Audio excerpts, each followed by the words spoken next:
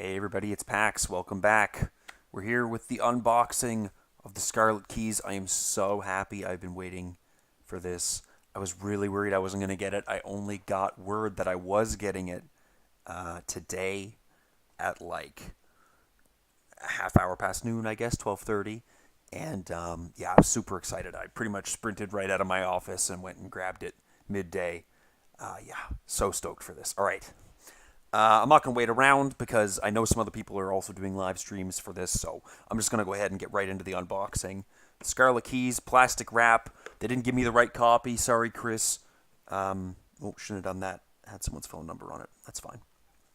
And let's see if I can find one of these. Can I just, go like that to split it open? Yeah, you can. There we go. Come on. Don't have to use this instrument of destruction. We can just split it open with our bare hands. If you were here for my last unboxing with Edge of the Earth, that would have been like a year ago, obviously, at this point. It's the same size box as that. That'll be the same as the Marvel core set, the Arkham core set, the new repackagings of Dunwich and stuff like that. They're all the same size box. Beautiful art in the front with what looks like Kymani shooting some ghost behind them and getting away with one of these Scarlet Keys characters. Ooh, top secret dossier. Complete with a beautiful map. Couple of bloody handprints there. Very nice touch. What's the back say? The Orin Library, Miskatonic University. Okay. So we've got our map. Lots of places we can go. Lots of places we can go. We'll tuck that aside for now. We've obviously got the spiral-bound campaign guide, which is beautiful. It looks like we'll be using quite a few from the core set, but I've already got all these ones set aside. That's good. I'm glad that we don't have to go grab anything else. Obviously, I guess they're not going to move on beyond the core set in one of these. Wow, okay, great. Quick reference, whole bunch of stuff in here. Jesus, they really did a good job. There's all of the concealed cards, if you've not heard about them. They've got a whole bunch of mini cards. Happy new campaign day. Thank you, Dude in Progress. Happy new campaign day. I'm so stoked. A lot going on here. Quite a few individual bags, but they're all individually labeled here, right? I've got a whole bunch of individual. And so maybe I only need to open the one that I'm going to play. It looks like every scenario in here, of which there are quite a few, is individually packaged. So we'll probably need to open this big one for the general encounter sets, I imagine. But I expect I can just keep these ones closed until I get to them and sleeve them when I want to play. So, let's go find my implement of destruction again, my little lockpick.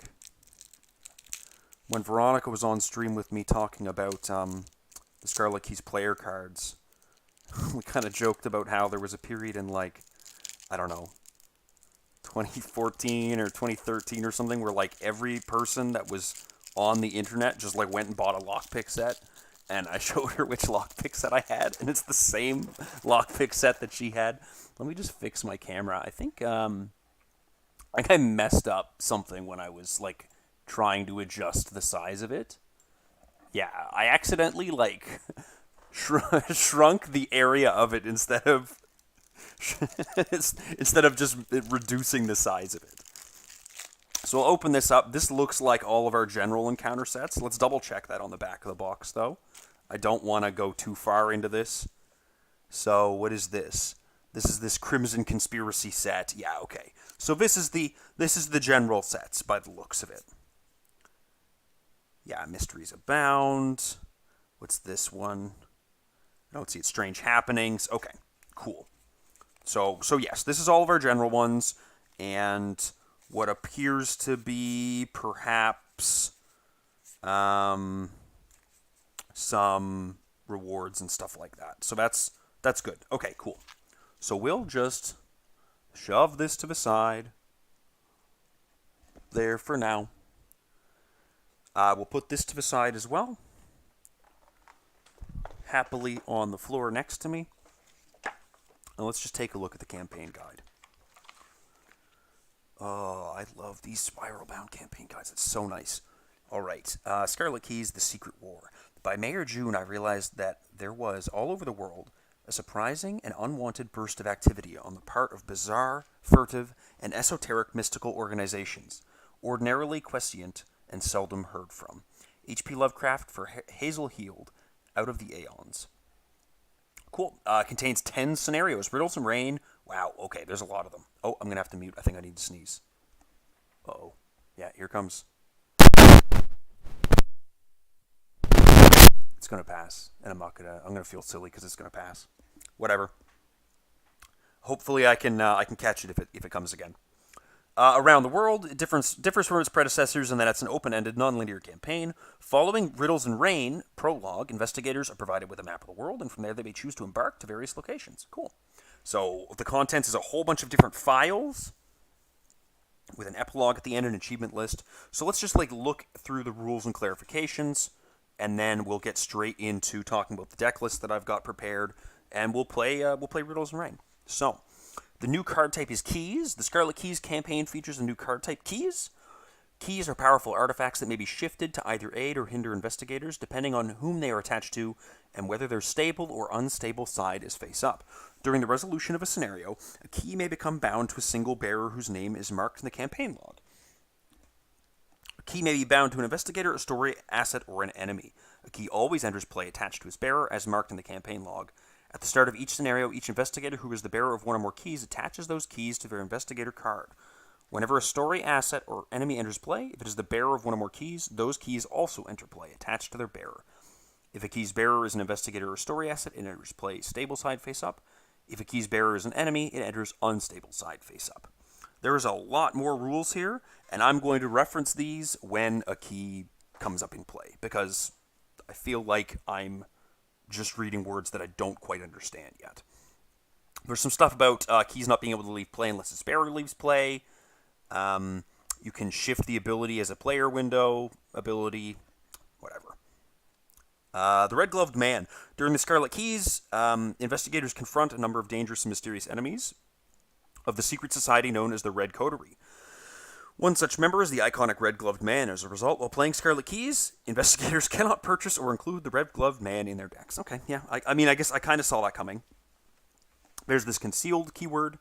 It's a keyword that appears on some enemy cards in the Scarlet Key campaign. Concealed enemies represent hidden enemies, whose true location is a mystery until the investigators work to expose where, and in some cases who, they truly are. So there's a whole bunch of these, and I'm going to need to go get more sleeves. Holy shit. Oh my god, I was not expecting it to be like this. This is insane. Oh my god. Wow, I only got... How many is this? I can't quite tell how many this is going to be, but I'm worried that I do not have enough sleeves for all of these. So I might have to sleeve those as they come up. But anyways, once again, I'll kind of do a brief rundown of this when it happens, because I know it happens early in the first scenario. Then there's the mini cards. There's Alert and Patrol, which we know from previous campaigns, but as a refresher, some enemies have the Alert keyword. When you fail a skill test attempting to evade them, after applying all results for the skill test, they perform an attack against the evading investigator. They do not exhaust after performing the alert attack, and the attack occurs whether the enemy is engaged with the evading investigator or not. And they also, you might notice, unlike Retaliate, I think this is something that a lot of people overlook, they don't have to be ready for an alert enemy to attack you. So if you're evading twice with someone like Kymani, you have to be a little careful. Patrol is basically Hunter, but it defines a location or a thing. Like, it defines a concept instead of defining a... always chasing after the investigators. So, I know how that works. That's fine. So, before campaign setups right here, choose investigators, number 1. So I'm playing Kymani Jones first and foremost. And then second, I'm playing Charlie Kane. The reason I'm choosing them is because I played with Philian. He's streaming right now at twitch.tv/Philian. His first playthrough of the Scarlet Keys. He played Kymani. Kymani really impressed me, and I want to play them again. And also, over on the Mythos Busters Discord server, there's a thing going on with like an ambassador card thing where everyone got, or people who signed up got like assigned a card randomly before we knew what they were going to be. And the card that I got assigned from Scarlet Keys was Clean Sneak. And so I wanted to play a rogue, and I thought, you know what, Kymani is a perfect fit for something like that. So with Kymani, I'm doing something relatively different from what I saw. I'm doing a Chuck Fergus deck, so my bonus 5 XP at the start of the campaign is going into 2 copies of Chuck Fergus and a single Momentum. I was really tempted to go with the double pickpocketing, but I'll just get those later. I think Chuck Fergus, while I have all these tactics and tricks in my deck, is a little bit too good for me to pass up, especially where I can get 2 copies. So it's a Chuck Fergus deck. Like I said, I've got a Momentum in there. Pickpocketings, watch this. Some Pilfers, quick getaways, sneak attacks, backstabs, kicking a Hornet's Nest, breaking and entering. A lot of normal stuff. I've got Thieves' Kit in my hands. I've got Lucky Cigarette Cases in my accessory slot. And I've got a single Quick Thinking in there as well. Guts and Manual Dexterity. So that's kind of like a quick overview of the deck. I've not pulled weaknesses for either of these decks. I'm about to pull the weaknesses live here. But anyways, as a quick overview for Kymani, that's what they're doing. And then for Charlie Kane, this is a level 0, or well, level 3, I guess, because I've chosen In the Thick of It to start with. A 3 XP version of the deck that I did my Many Faces of Charlie Kane with.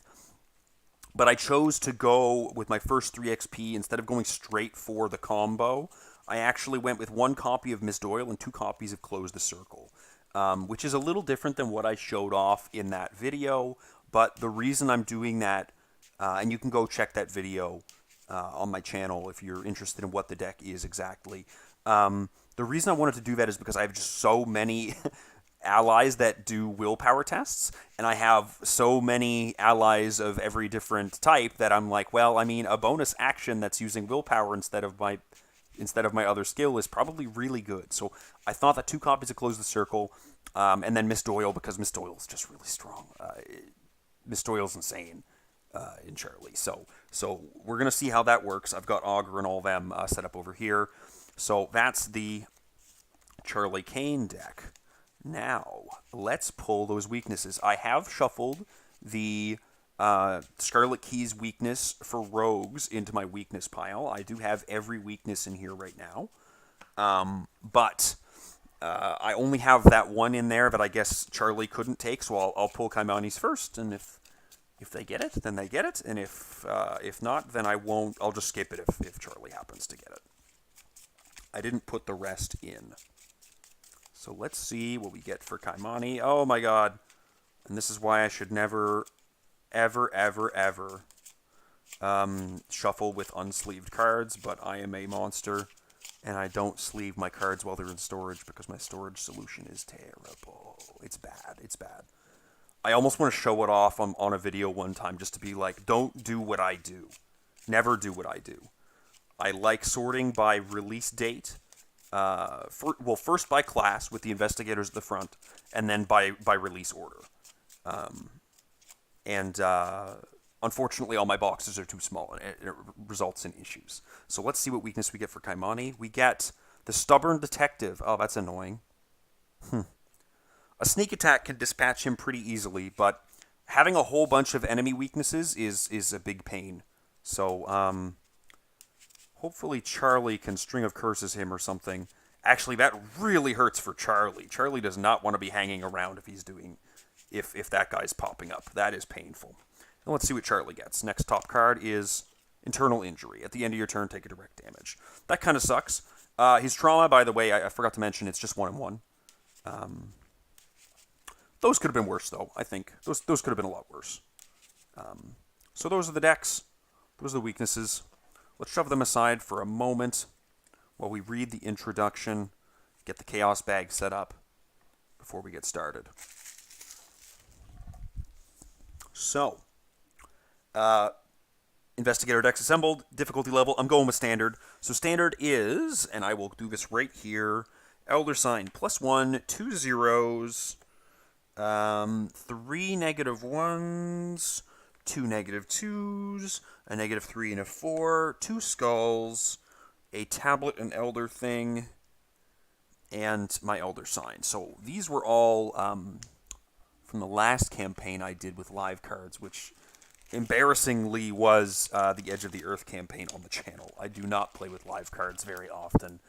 I find Tabletop Simulator really, really cuts down on my setup time and stuff like that. I am going to need a couple of curse tokens because the Charlie deck does have Faustian Bargain in it, but I'm only going to keep the 4 out because those are the only 4 that are getting generated.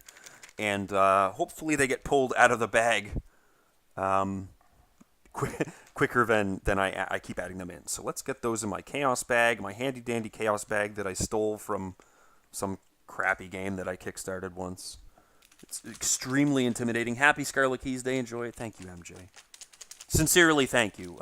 This game is probably my single favorite card game that I've played. And I've played quite a lot of card games. I was really involved with Netrunner for a number of years. I got really involved with Doomtown for a number of years. I played Conquest. I played Magic as a kid. This is by far my favorite. And sad to see you go, but also at the same time, really excited to see what Nick and Duke are up to, because I know that those guys, if you selected them, they've got to be good, and I know that they know what they're doing. So yeah, thanks. Anyways, Chaos Bag is assembled, and we're ready to begin.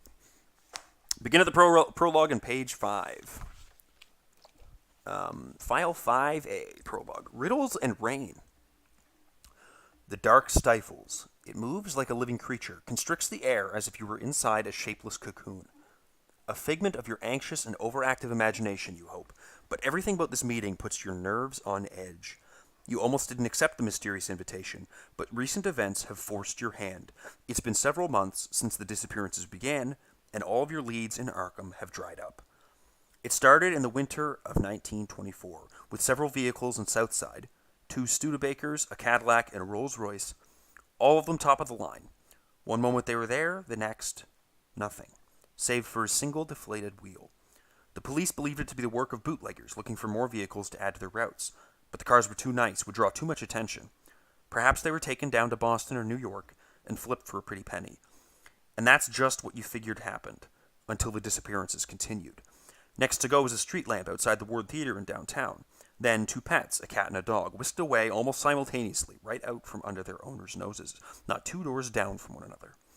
You learned of the news when you saw the missing posters plastered all over College Street. On a whim, you interviewed the owners. No sign of foul play, and it was unlikely for them to have run away. Something stank about all of it. Then, people started to disappear. A child from Easttown, a student in Miskatonic University, the chief of Arkham's fire department, and as the police closed each case with no clues or suspects, a curious thing began to happen. One by one, as time marched on, the things that went missing vanished not only from Arkham, but from memory. The owners of those vehicles suddenly claimed to have never owned them. The pets, the people, all of them are wiped from the memories of every single person in town. Everyone but you. You and you alone remembered. Perhaps it was simply the way of things. Humans are fickle and forgetful by nature. But it couldn't be so simple. It was just too strange. Coincidental. That's when the letter arrived. Greetings. I hope this letter finds you well. You do not know me, but I know you. I cannot tell you much through paper correspondence, as it may be intercepted. Suffice it to say that I know of the matters you are looking into, and I also know that you believe yourself to be alone in your investigation. The truth is that you are not alone. Such events are not unique to your city in Arkham. What you have observed is happening in major cities all over the world. I am one of those, like you, who seeks the truth, who remembers. There's another related matter which I must bring to your attention. I need your help, and you need mine. Enclosed is a ticket to a show at the Riverview Theater. If you wish to know more, please meet me there, and we can speak further. Come alone. In truth, Lee Flint.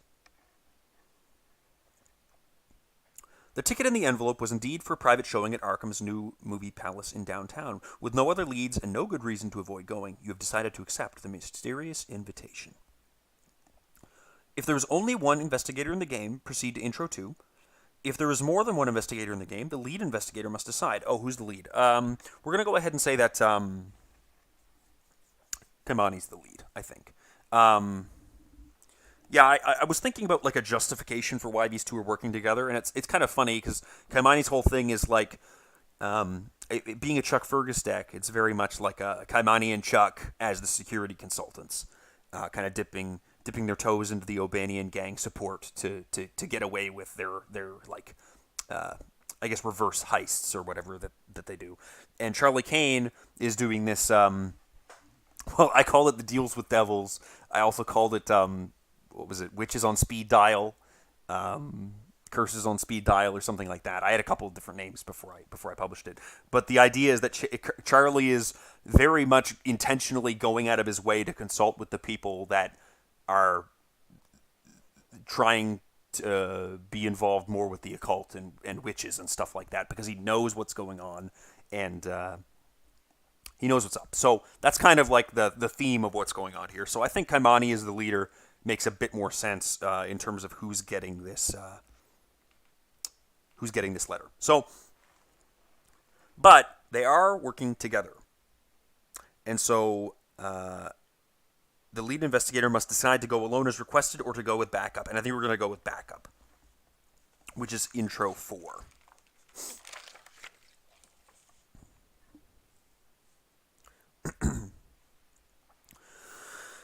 Just as you are beginning to suspect that you have been played, you see a shadow approaching from the aisle. The figure spots you at once, sliding into a seat in front of your party.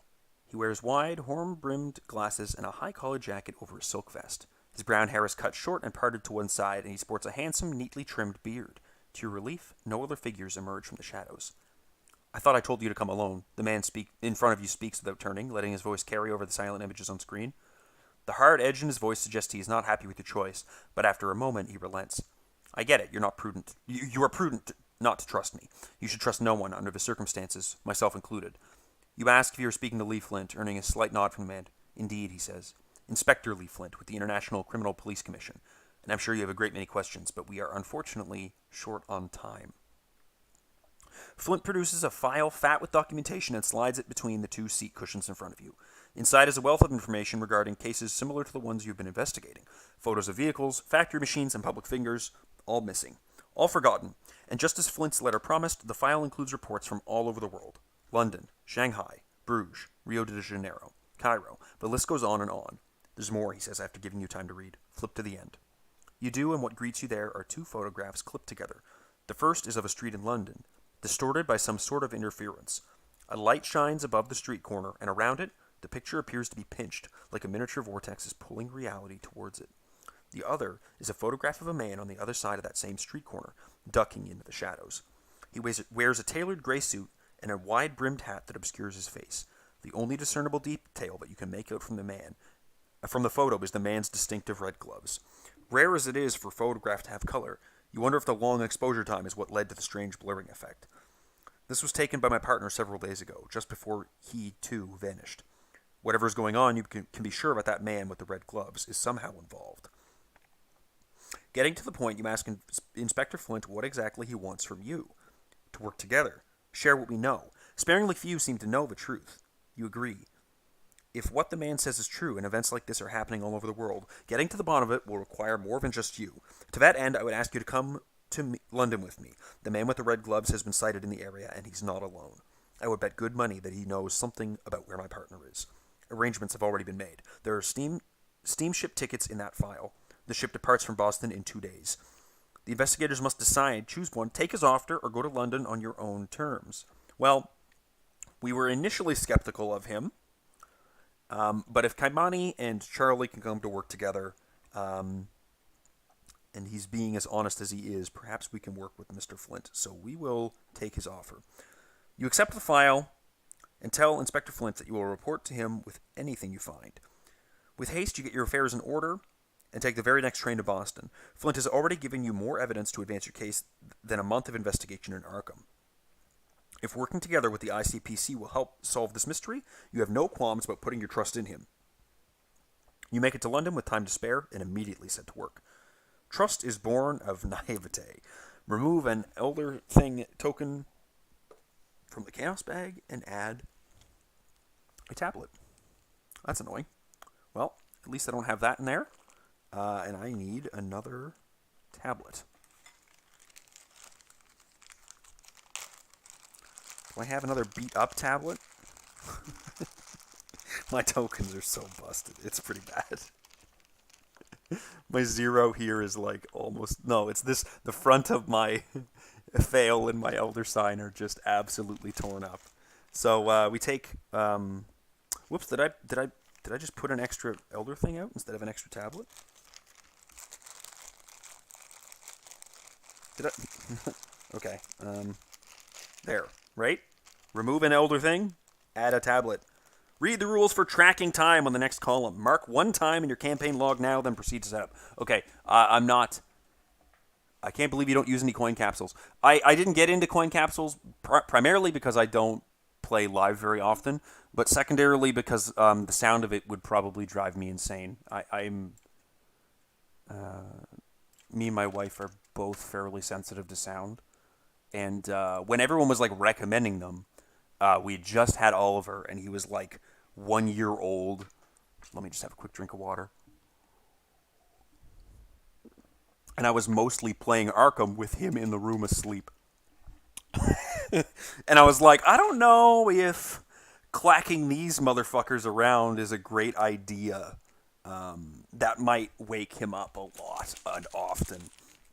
But if I ever get a revised core set, which I eventually will, I bet, I'm planning on coin capsuling those tokens. Because I mean, obviously it's nice, right? Like that's obviously very nice. Uh-oh, did I just knock my camera around a bunch? Okay. We're going to pretend that I didn't. Okay, cool. Whatever. We're good. Then proceed to set up. Okay, tracking time. Throughout this campaign... Oh, I kicked it again. Oh, no.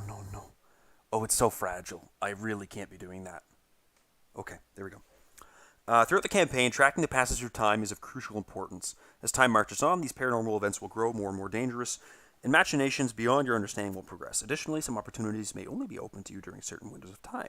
When you're instructed to mark one or more time in your campaign log, fill in that many boxes under a time passed header. If you fill in a box that has a symbol in the form of a Greek letter, proceed to the status report section of the campaign guide on 69, find the status report matching that letter, read that text as follows. Okay, so, oh Christ. Where's the, I'm being silly, but now I need to see. So I've marked one time. Okay, cool. That's fine. And that's the only thing. That's it. So it's not until day 7 that I need to look at this alpha. Okay, I get it. Set up. Gather all the cards from the encounter sets. Riddles of Rain. Okay, where'd I put the box? It's down here, right? Riddles and Rain. And let's get the rest. Crimson Conspiracy. That's these ding-dongs. Dark Veiling. I do need this one as well. So I'm just going to do this by sight. For the most part. I've got this dagger thing. I've got this lamp post with a bunch of swirlies around it. I don't have this liquor bottle. I don't have this birdie. Is it a bird? No, that's gloves. I'm an idiot. I do have whatever the fuck that symbol is. I can't tell. It's swirly. Swirly doodle. And then I have a bunch of core set stuff, I believe. I don't think any of the rest of these are relevant. Just taking a quick glance through. Yeah, let's see. None of that. And then none of that. And then none of those. Okay. So, from the core set encounter cards, I do need to grab Not Ancient Evils. Yes, Crypt Chill and Obscuring Fog. Not Dissonant Voices. Yes, Locked Door. And not Wings of Darkness, but yes, the Midnight Masks cards. Set the Crimson Conspiracy being this one, and the Outsiders encounter set being this one. Where's that? Is that right? No, that's Dark Veiling. Outsiders is this one. So these two are out of play.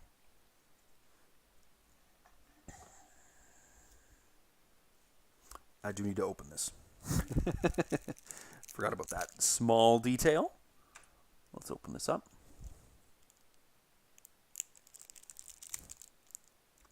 Come on, sweetheart.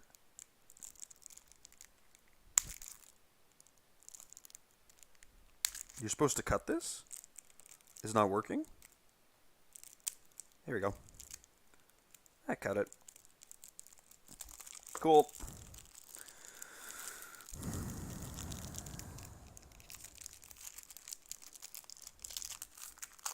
I suppose I should do my opening hand at some point. Riddles and Rain is there. Let's get the agenda deck like that. The act deck like that. There's the Rainy London Streets location. Set each other location aside out of play. Set the Red Glove Man and the Eye of Ravens out of play. So this is aside out of play. These guys are all aside out of play. Gather each decoy mini card and each of the following mini cards. The Red Glove Man. So here's all the decoys, I think, right? Coterie Agents A, B, and C. And set them aside out of play. Shuffle the remaining encounter cards to build the encounter deck. Okay, so we've got some sleeving to do. So there's all the decoys and Coterie Agent mini cards. But yeah, we've got some sleeving to do, so while I sleeve, you all get to watch me do that. Because it's a live stream, it's not a video. I can't edit that out, really. Ooh, shit, I bent a couple of these last time I put them in. The benefit of penny sleeves is that I have about 7,000 more, so whatever. that, and these are the encounter deck. That's a very small encounter deck to start. Are these flipped upside down? Yes, they are. Hate that.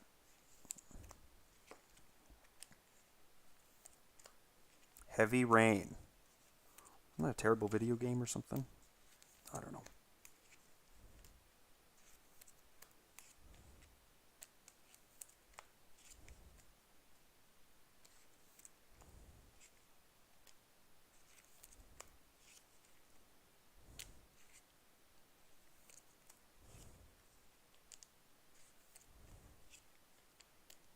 That didn't take long. Let's leave the rest of them. Because they're going to get shuffled in no time. I don't really want to stop the scenario midway. I'm not going to bother sleeving the locations, though. Just because they slide around the fucking table like crazy with these penny sleeves. Until you've used, like, they're fresh penny sleeves, so until you've used them a little bit, they really are slippery as all hell. And so I just as soon have that not be a problem while I'm live streaming. Even more of a madman. Yeah, the problem is that I'm very cheap. My budget is I mean, I've made this joke before to some friends of mine, but like this right here, this is my budget. This is my budget. So plus I like the feel of them a little bit. It is a bummer that they like bend so easily and they get fucked up, but I do like the feel of them. I wish they shuffled like a little better, but not that much. Not that much better. Okay. That's that. Let's put these back in the package without fucking up and ruining a bunch of them. That'll be great. And then we'll do our opening hands before we reveal the location.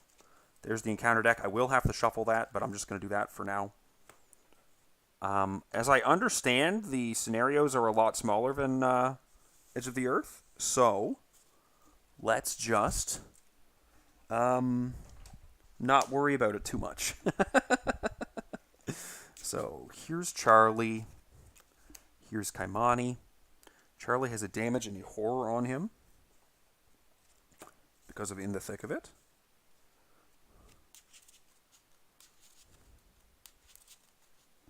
Now, what can you see? I need to take a look at my screen to make sure that I'm like showing enough of this, I think. So, if I put my deck there, yeah, that's good. I can put my hands down there. My deck for Kymani can be there. Very good. Okay. Nice, nice, nice. You don't see Augur off screen. You don't see all the unsleeved and unused encounter sets off screen. Maybe I'll shove them up here or something. Right there. And the encounter deck is where all the glare is right now. Very nice. Very nice. The rainy London streets. Cold rain pelts the dreary streets in a rhythmic pitter-patter. Despite the hour, the square is bustling with automobiles, carriages, and pedestrians. Somewhere in this crowded city is the man you seek. Or are you already too late? When it rains. Arriving in London, you patiently await your contact, but none arrives. Inspector Flint, or one of his proxies, was supposed to meet you at a quiet tea house tucked away in a narrow storefront just outside Trafalgar Square. Wondering what could have gone wrong and suspecting the worst, you set off to investigate. Forced when this agenda advances, move all doom on it to the next agenda. Okay, that's enough shuffling for Kymani. 1, 2, 3, 4, 5.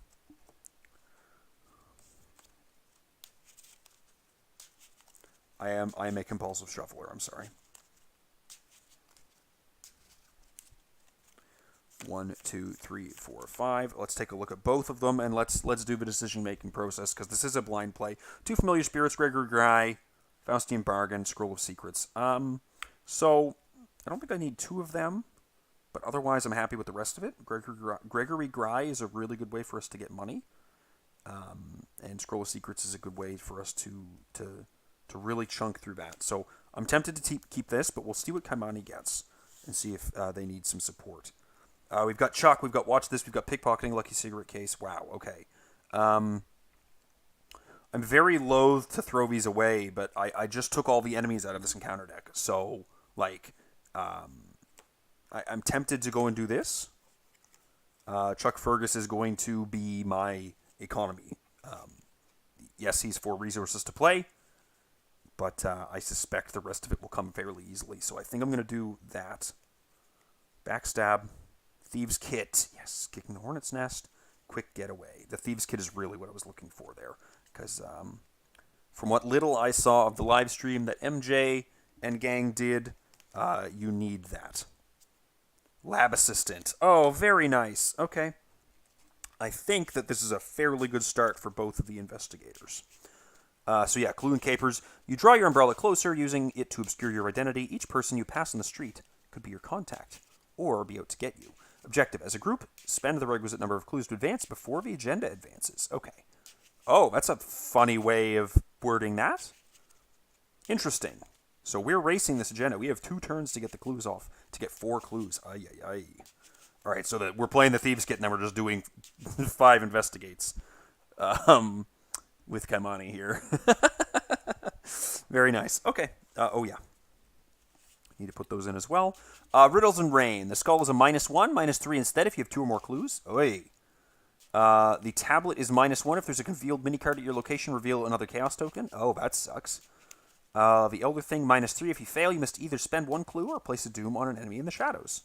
Okay. Wow, there's a lot of -1s right now. Okay, these first couple tests are going to be pretty easy, but we do still need to be careful. That's what this looks like. Okay. Cool, cool, cool. Let's reveal the rainy London streets. It is a 1 shroud location with plus X shroud, where X is the current act number. It does have 4 clues on it. If there are no clues on rainy London streets, add clues to it until it has 1 per investigator clues on it. I do need to take some money. Some money would be nice. 5 for Kymani. And 5 for Charlie Kane. Okay, or you can resign. We should just wait for Inspector Flint. Yeah, we're not going to be doing that. That is insane. All right, let's get going. I think I'm just going to go ahead with Kymani first. We're going to play 3 for this Thieves' Kit. That'll put a lot of supplies on it. 6 total. And then action 2 and 3, I'm just going to go ahead and use 2 supplies.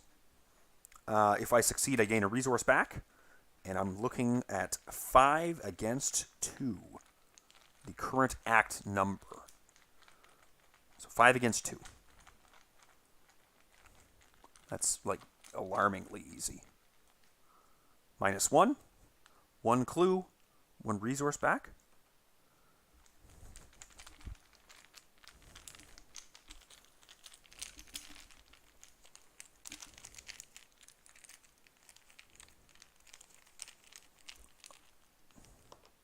And a skull. A clue. And the resource back. Very nice. I get to play Chuck next turn. And I think we're doing just fine getting these clues off this location. So, for my boy Charlie, I think we're going to go ahead and play the lab assistant first for 2 resources.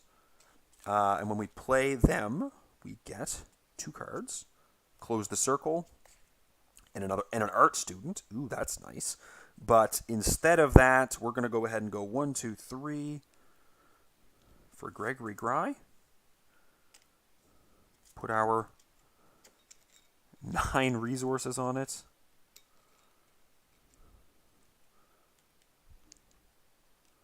So much more of a pain with real cards. And then we will investigate the location. Exhaust that for +2 skill and exhaust that for +2 skill, and we'll like put 1 in from Gregory to try and get a buck back. That seems fine to me. So 5 against 2, just like Kymani was doing.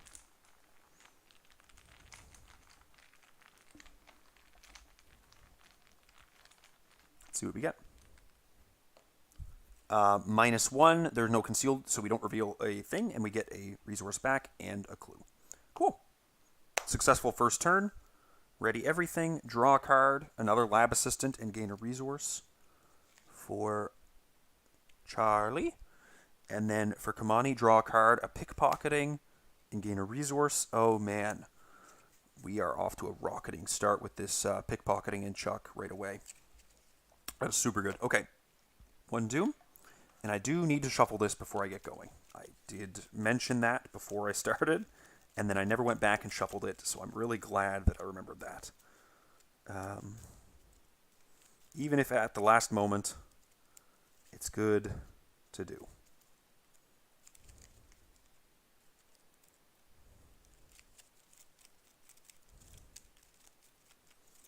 I'm trying to do a nice thorough shuffle it's a pretty small encounter deck right now, so it's a little tricky to actually get a really good shuffle in there. I only need 1 more clue, though. And so this can't disrupt me too bad. I did mention Kymani is the lead investigator, and so Kymani draws Seeing Shadows. Put this into play in your threat area. Double action to discard it. After you fail a skill test while at a location with a concealed mini card, take a horror. And an obscuring fog. Ooh, that's a bummer of an obscuring fog for Charlie. But I could just play the art student.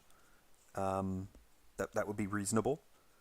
Be super reasonable, actually.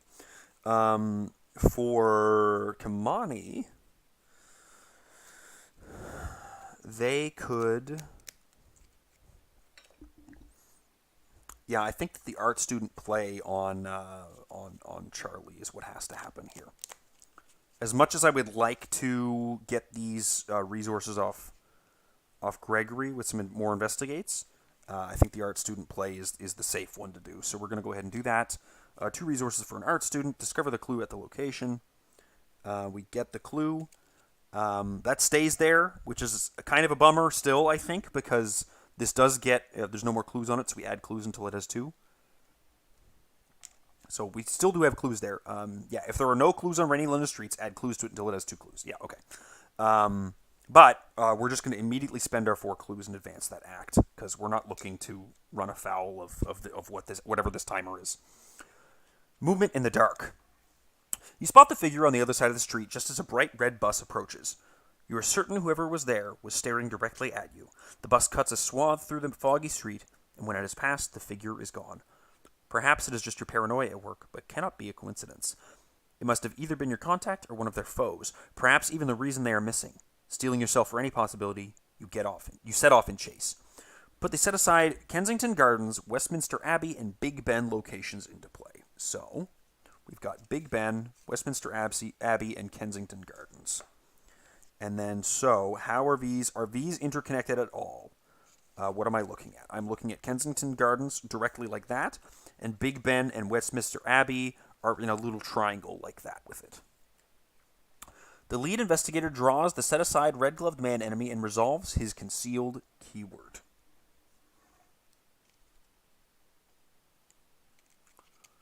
The red-gloved man. Now, we have to resolve this concealed keyword. Spawn the red-gloved man in the shadows. So the shadows will be right here. Take his mini card and 1 per investigator decoys. Shuffle them face down and put them into play, divided as evenly as possible among the locations nearest to the lead investigator. So there's the concealed cards. Oh god, that is really tough to randomize. I'm just going to do this for a second.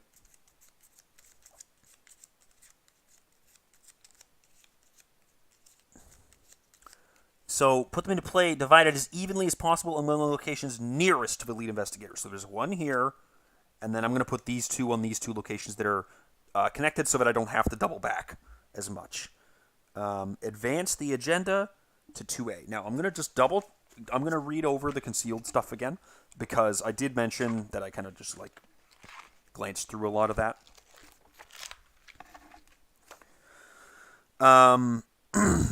Yeah, you spawn that enemy into the game area above the agenda deck. So, right here, I guess. It's the shadows, represents when the investigators know something somewhere on the map, but are unsure where. Then the investigator takes a set aside, matches that along with X decoys, but X is that enemy's concealed X value. So the reason we did 1 per investigator is because he has concealed 1 per investigator. Shuffles them face down and puts them into play distributed as evenly as possible among each location in play, starting with the locations nearest to them. Then at each of those locations that already had 1 or more concealed mini cards, they shuffle each of them face down as well. Oh, okay. So when new guys come, you have to shuffle. Like if I draw a coterie agent, I have to shuffle 2 of them like that. That's interesting. Okay. Enemies in the shadows are considered to be in play, but not at any location. They cannot move. Enemies in the shadows can qualify as the nearest enemy, but only if there are no other enemies in play at any location. Enemies in the shadows cannot be damaged or leave play via player card effects. Cool. And then the mini cards, while in play, they represent the possible location of an enemy in the shadows. In order to deal with an enemy, its true location must be first discovered by exposing its mini card. This can be done via 1 of 3 methods: fighting, evading, or investigating. They're not enemies and can't be engaged like enemies. However, any investigator at the same location as a concealed mini card may attempt to expose it by successfully attacking it or evading it as if it were an engaged enemy, or by successfully investigating its location. The difficulty to successfully attack or evade a concealed mini card is equal to the shroud value of its location. Okay, so this guy's going to be really tricky to get. An investigator may also use a card that automatically evades, deals damage, or discovers a clue at a location in order to instead expose a concealed mini card. Okay. If an investigator chooses to expose a concealed mini card, that effect replaces the standard effect of the action or ability that exposed it. If an enemy mini card is exposed by evasion or damage, the matched enemy is not evaded, nor does it take damage. If a mini card is exposed by discovering clues or investigating, no clues are discovered. Okay? If a concealed mini card is exposed, you flip it to its revealed side. If it's a decoy, set that aside with no effect. If it's an enemy, that enemy is now exposed. Place the matching enemy in the shadows at that mini card's location, then set the mini card aside out of play. That enemy is no longer in the shadows and now at the location where the mini card was located. Then, if there are no other enemies in the shadows, set all remaining concealed mini cards in play out of play. Okay, cool. So if you find them, you remove all the decoys. Only 1 can see. Oh, but if there are more guys, then all the remainder of the decoys stay in play. That's really interesting. Only 1 mini card may be exposed per effect unless explicitly stated. An effect that deals 3 damage to each enemy or location does not expose all concealed mini cards. Okay, fine. All right. Good refresher. So that happened. Advance the agenda directly to 2A. Do not resolve agenda 1B. So that's done. This does say when this advances, move all doom in it to the next agenda. So this actually has a doom on it, and I do not look at the back. Figures in the fog. Your mind must be playing tricks on you. Misshapen figures dance through the dense London fog whenever the rain lets up. Are these distortions like the one in the photograph Inspector Flint showed you? Or is this your quarry hiding in the mist and gloom? When this agenda advances, move all doom on it to the next agenda. Wow, I don't know. That's tricky not knowing how much actual doom is going on here. You chase a shadow. Sorry, the game is afoot, Act 2A. You chase a shadow shrouded by night. It might as well be a needle in a haystack, but you still search, hoping for any clue that may lead you to the truth. Chase down the mysterious figure before the agenda advances. If an investigator engages the red-gloved man, advance. Okay. We have done one play with Charlie Kane. That is it. I think that we're going to do what? What are we going to do? Is a little tricky. I feel like a Faustian bargain for a bunch of money would be quite nice. I have no money. But I can also try a 7 against 5 investigate here. But I could also play someone to have even better odds if I play the Faustian bargain. So I've done one action. I have 2 actions left. I think I will go ahead and put that Faustian bargain. And I think I'm going to take 3 resources and then hand 2 over to Kymani.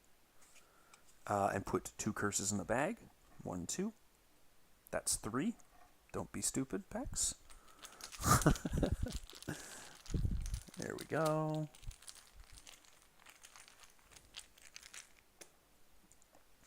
And then last action, like I said, I think I'm going to go ahead and play that. I could play the close the circle and then take a basic action with that instead. And I only have... Now, I've only got 2... Well, it will be 3 charges. It will be 3 charges, but I think I'll do the lab assistant. 1, 2. For 2 more cards. 1 Eldritch Sophist and another Faustian bargain. Quite the shuffle there. And we'll get some clues next turn. So, that's Mr. Kane. As for Kymani Jones...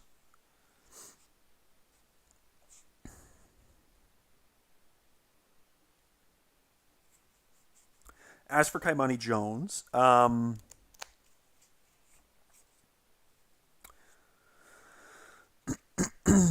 it's pretty tough to do the evade on this concealed card, and so I'm tempted to walk away and see if there are ones that are a bit easier, but Charlie is a bit caught out by himself without this close the circle and play to do a big evade or something. I mean, he can't just tap all of them for an evade, so maybe this will work. Yeah, we're going to scoot over 1 to Westminster Abbey. The Gothic Abbey near the palace is both a place of religious significance and a traditional burial site for English royals. Lights flicker in the windows as the gentle rain turns to an ominous downpour. You would not be the first to seek guidance on such hallowed ground, but you wonder what else may be at work within its aged walls. 1 shroud, 2 clues. Parlay, choose a location and test 1 willpower to ask around the abbey. For each point you succeed by, look at the revealed side of a concealed mini-card at the chosen location without exposing it. Group limit once per game. Okay, but it's really easy to evade this guy. So a move, and then a double, 2 resources for a pickpocketing. I don't need clues right now. That's interesting.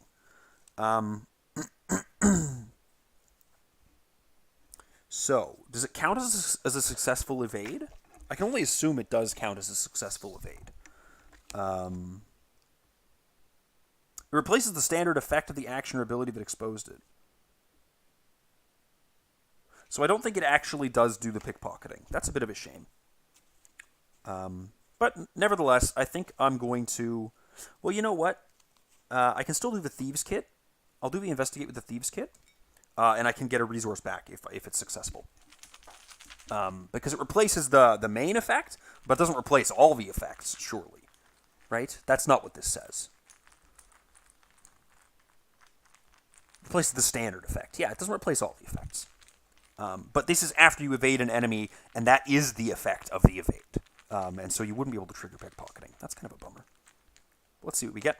+1. So we do not get a clue, we get a resource. When we would get a clue, we look at the other side of this concealed card. And it is indeed the red-gloved man. So, if an investigator engages the red-gloved man, advance. So both of these go out of play because we know that they're decoys, right? And then the red-gloved man engages me?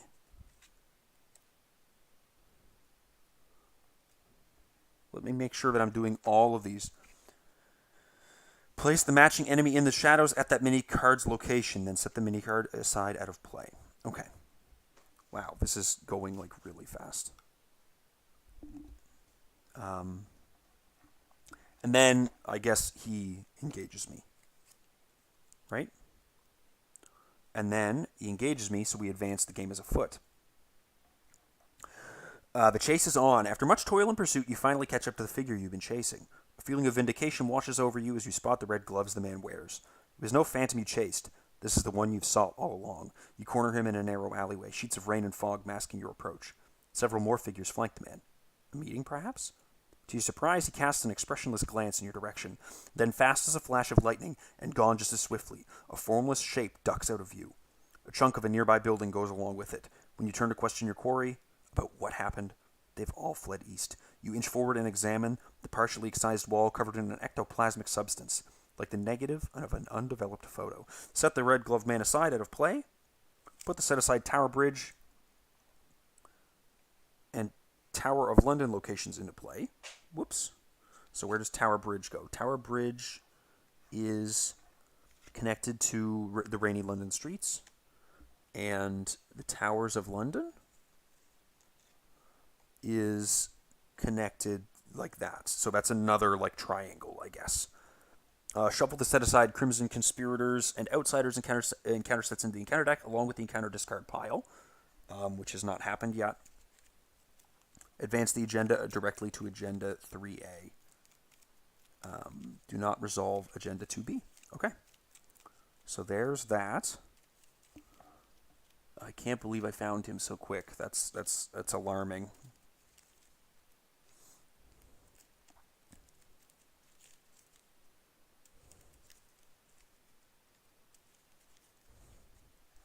Okay, so that's shuffled. I did just drop my bag, so let me grab that. Come on, beautiful. Come on, beautiful. There we go. Put that to the side. So that advanced, and then we advance this one without looking at the other side.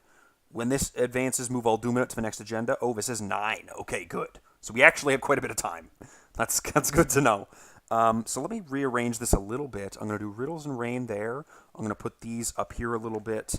And these two locations, I'm actually going to just mirror up here because I believe they're attached to each other? No, they're not. How does this work?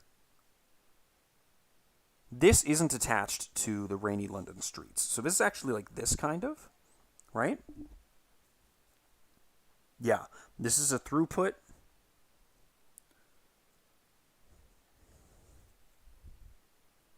And then this is off by itself.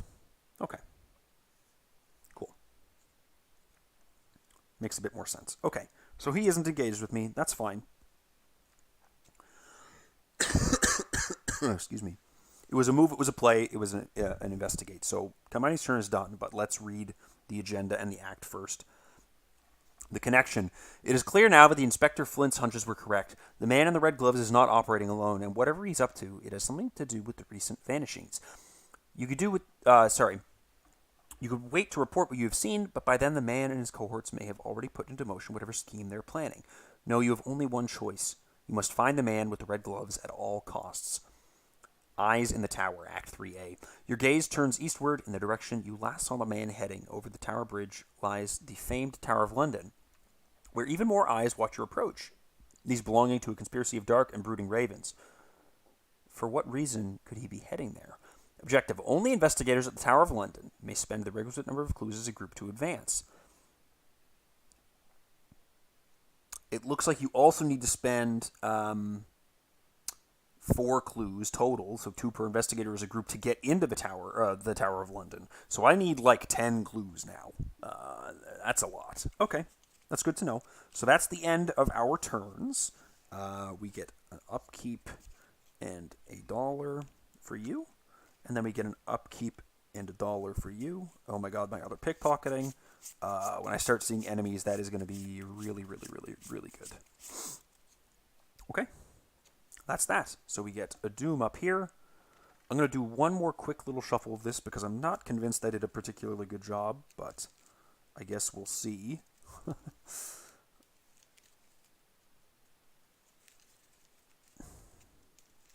We're a little spread out, but we're only one location apart, so that's not too bad. This art student could die at any time, and I'd love to see a calling in favors so that I can swap some of these guys out. That would be just perfect to see anytime soon. So, Kymani gets, first, a Coterie Agent, Concealed 2. So we have to get the Coterie Agent C, right there, and 2 decoys, because it's Concealed 2. After it enters the shadows, place a Doom on it. Okay, but we've got time for that. When it's exposed, discard it. Okay. So we just have to find it. Concealed, concealed, concealed. Let's just... So it's the 3 closest locations to Kymani, so it does have to be these 3. When it's exposed, discard it. Okay. It's just a 1/1/1. Alright, not a big deal. Boom, boom, boom. It sucks if it's there, and then Charlie gets the Paracausal Entity. Hunter, when it engages you, look at the top card of your deck. If it is not a weakness, set aside, out of play, as a hollow. The Scroll of Prophecies is now hollowed. And did we read what that means? No. There's no definition of what that means. What? Do we have like an FAQ in the back that I could briefly confer? I'm surprised that's not defined.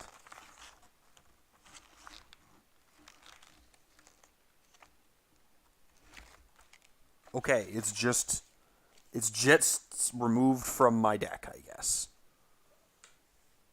It is hollowed. Okay, but this is a 3/2/3 that is engaged with Charlie there. So I'm gonna need Kymani to go first, I think. We're probably gonna have to juggle this guy a little bit, but that's okay.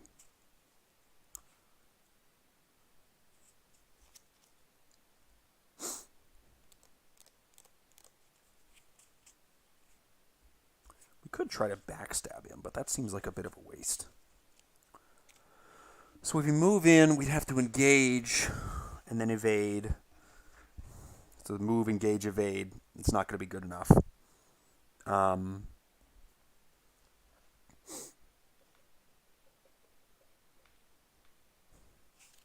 And we don't really have any options in Charlie right now except to just try like an evade of 4. So I think coming in with Kymani is probably my best bet. I can still do the quick getaway if I absolutely need to. So we're going to go ahead, move in, engage, evade. 5 against 3.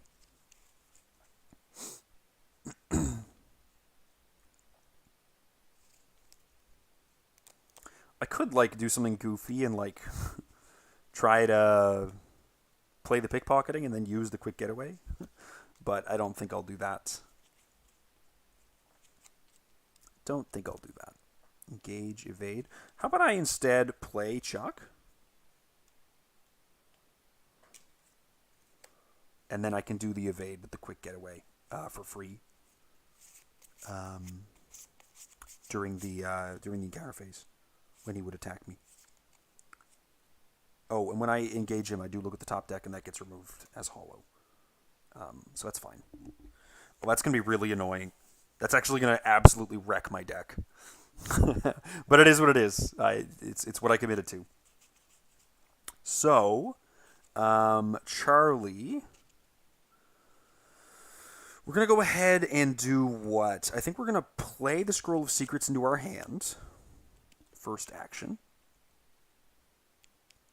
We're going to use a charge to look at the bottom card of whose deck and try to add it to their hand.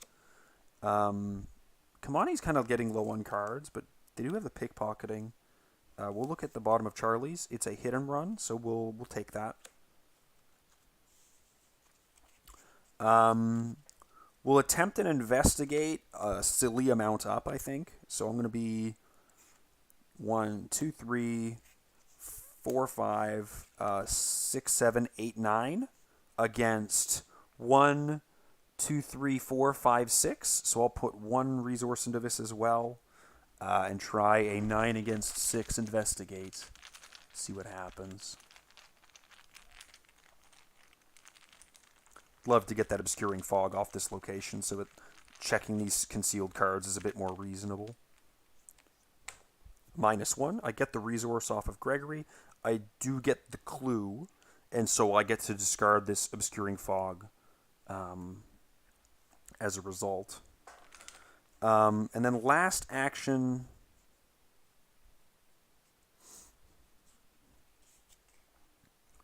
I'm going to go ahead now and for 2 resources play that Close the Circle, which will only get 3 charges on it, but I'm not too fussed about that. 3 charges is pretty good. We're not going to do a basic action right now because we don't have any stats for it, but that is going to be available soon. So, enemy phase.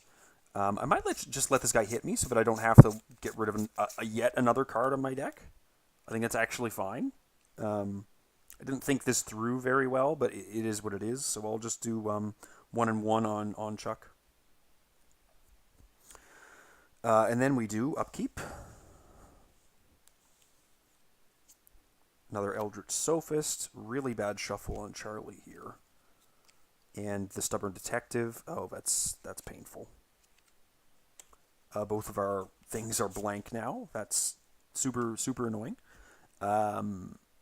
And did I get a resource for that? No, I don't think I did. And then a Doom up here. And then encounter cards for both of us. Substance Dissimulation. For each set-aside hollow you own, if there are more than 1 copies of that hollow in your player hand area, discard those copies and take 1 damage and 1 horror. Yep.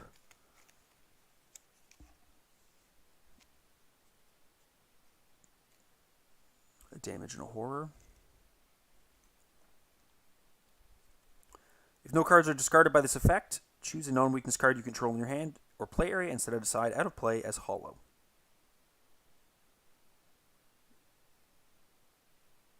Ouch. That is a huge bummer.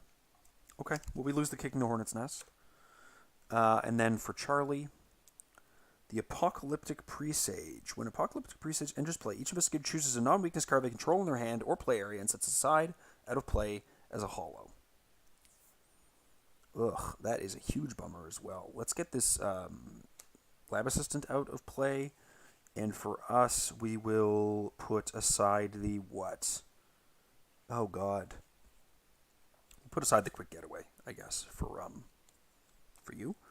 When he's defeated, instead of adding it to Victory's Play, discard it and choose up to 3 set-aside hollows. Add them to their owner's hands. A victory 1. Okay. But that is going to be engaged with Charlie, and we are in deep doo-doo now. We are in super doo-doo mode. The bad doo-doo zone. All right.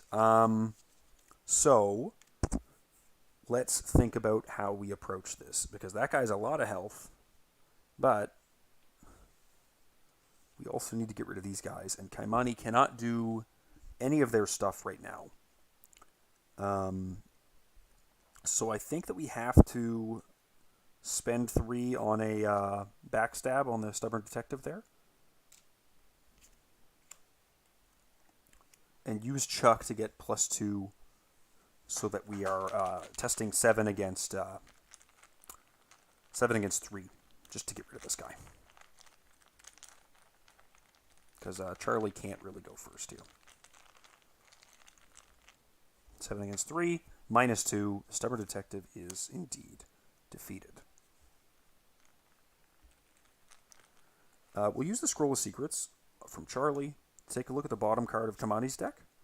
Add this cheap shot to Kymani's hand. Very good.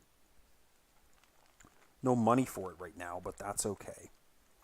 And now what? We can try and get rid of this paracausal entity, but that seems a little rough, I think.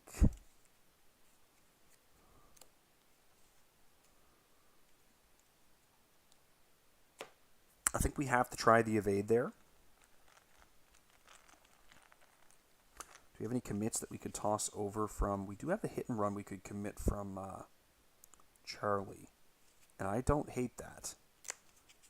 I don't love it, but I don't hate it. What have we got over here? We've got a pickpocketing and a cheap shot.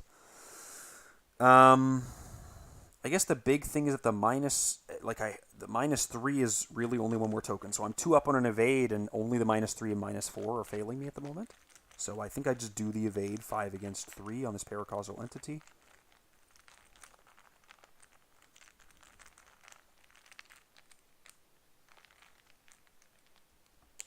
-1. It's evaded. And I pickpocket for another backstab. Love seeing that. And then finally, third action. I think I am going to have to try and get rid of it, as much as I hate that. Yeah, I think I've got to try and get rid of it. So I'm going to try to do another engage and evade. This gets hollowed. A quick thinking. There's only one copy of that in my deck. But we are 7 against 3, and I need to succeed by 2. I hope that works. I would like to commit to this, but I feel like I can't, which is a really weird thing. These cards are quite good. If I had one more resource, I'd be using the cheap shot to do... Oh, no, but that doesn't count. That's a fight. I would have done the cheap shot first if I had one more resource. But I feel like I can't commit this backstab because I really need that to get that apocalyptic presage down on health. Okay, we'll just try it. Try to succeed by 2.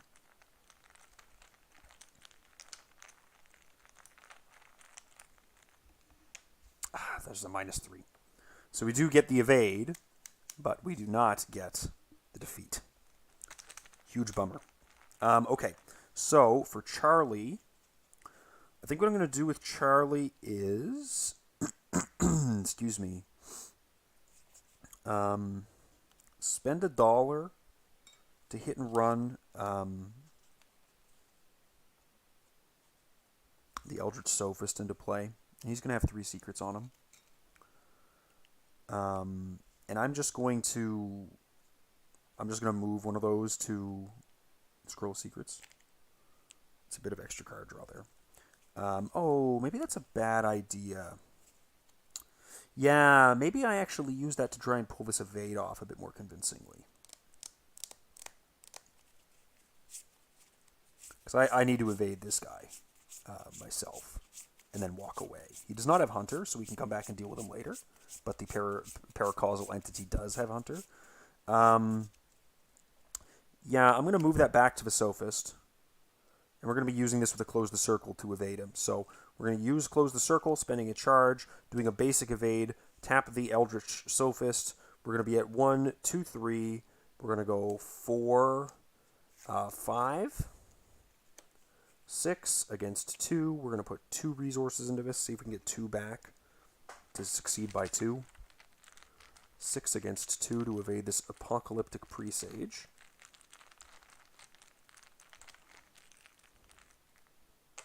Zero. So we do get the 2 resources from Gregory. He is evaded. And then I have 2 actions. No, I have 3 actions left because I've not actually done anything, have I? I've done nothing at this point. So I'm going to play another Faustian Bargain, first action. Give a whole bunch of money to Kymani so that she can actually deal with these guys. That's $5 right there.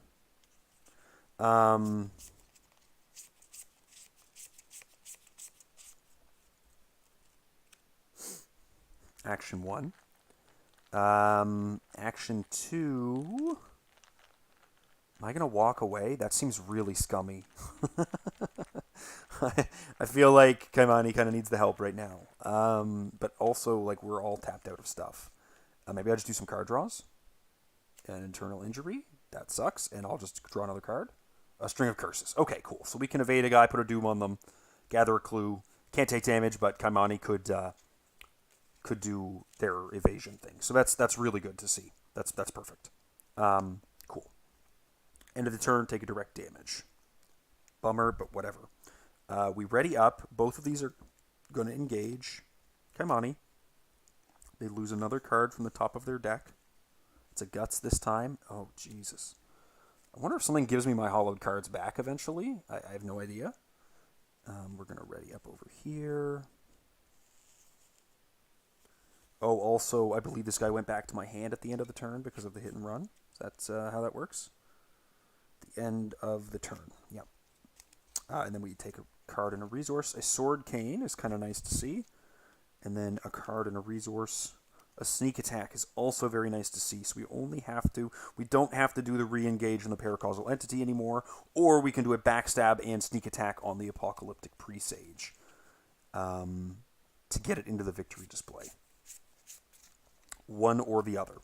Okay. 5. I forgot to add the 2 curses to the token, to the bag there after I played that Faustian Bargain. That's fine.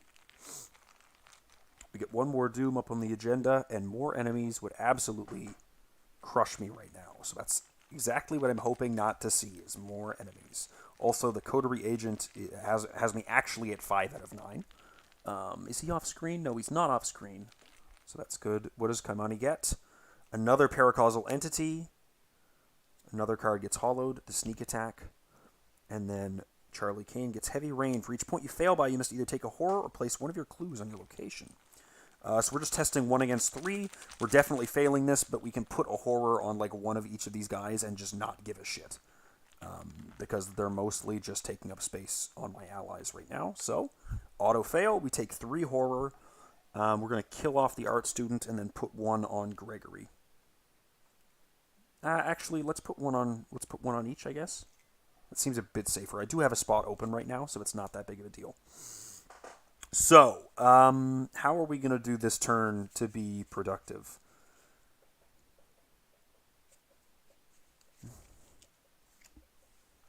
I feel like Charlie goes first. As a weird thing, but I feel like that might be the correct thing to do. But I think Charlie's going to use his last Scroll of Secrets charge to look at the bottom card of Kymani's deck and add this Breaking and Entering to hand. That seems really good with Chuck. Okay. How are we killing these guys, and how are we getting rid of this internal injury, because that is a nightmare. I feel like Charlie's turn is to do a string of curses.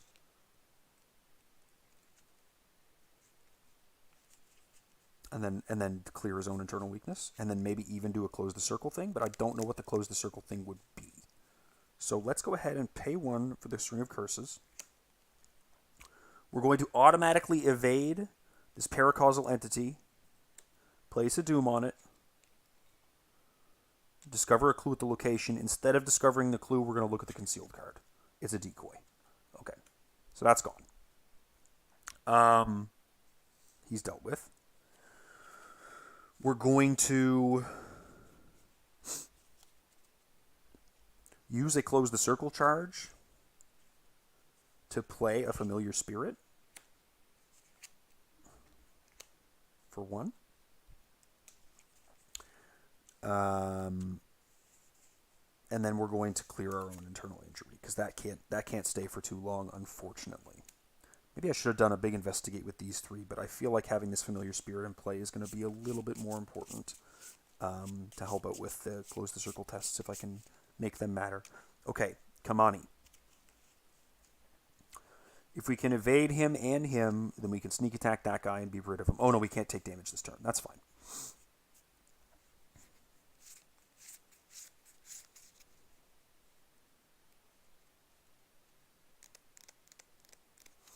We can discard the Paracausal Entity.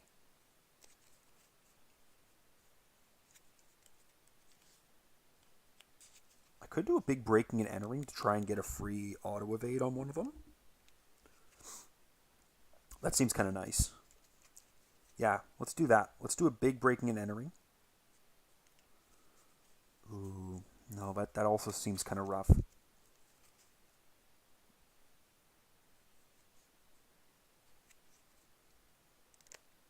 Okay. Let's do a basic evade on the Apocalyptic Presage. It's 5 against 2. And it'll draw us a card with the pickpocketing. Basic evade. -1. There's not a concealed mini card any longer, so just a -1. He's evaded. We pickpocket for a card. We get our grappling hook. There we go.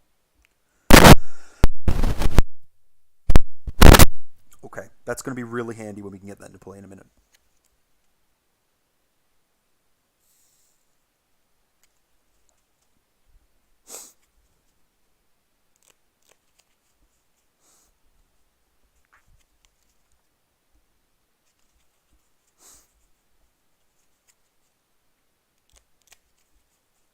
Okay, yeah, I like that. That's good.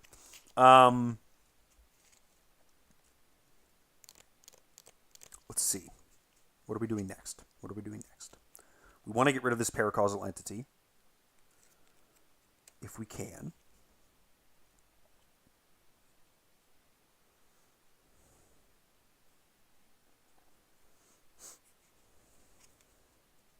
These guys are hunters, which is like super annoying.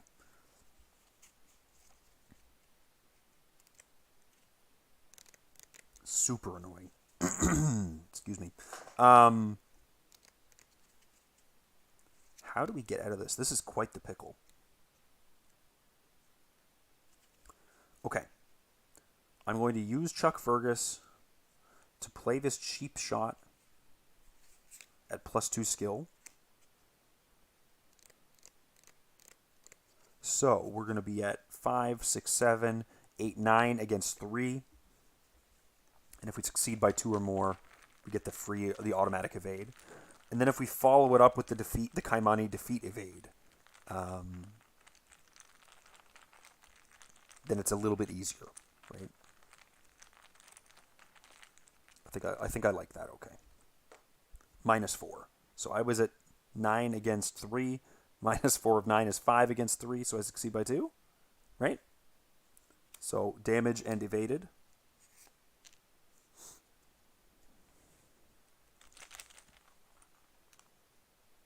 One evade, cheap shot, we re-engage it, hollowing one of our cards. Oh, watch this, that is a bummer.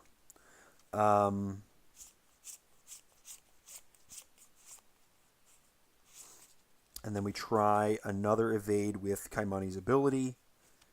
So 5, 6, 7 against 3. We have to succeed by 1 or more. 7 against 4, kind of. See if that works. Yep, okay, we'll see if that works. -1, cool. So the paracausal entity is defeated. Okay. We're down one of them. This is taking a long time to deal with, though. But we do have this breaking and entering for next turn, and we'll have Chuck available for it, and we're not taking a bunch more damage. So these guys are ready. The paracausal entity is going to engage. I don't even know. Yeah, we'll have it. Oh, God. You know what I might do? I might have it engage Charlie, both of them, so that Kymani can play the grappling hook and then do some grappling hook stuff. What does grappling hook do for us right now? It's an engage, evade, investigate, or move. Yeah. It's not great. But we can do the breaking and entering and get an auto evade off on Charlie. And I feel like we're losing a lot of stuff out of Kymani's deck, which is kind of hurting them a bit. Not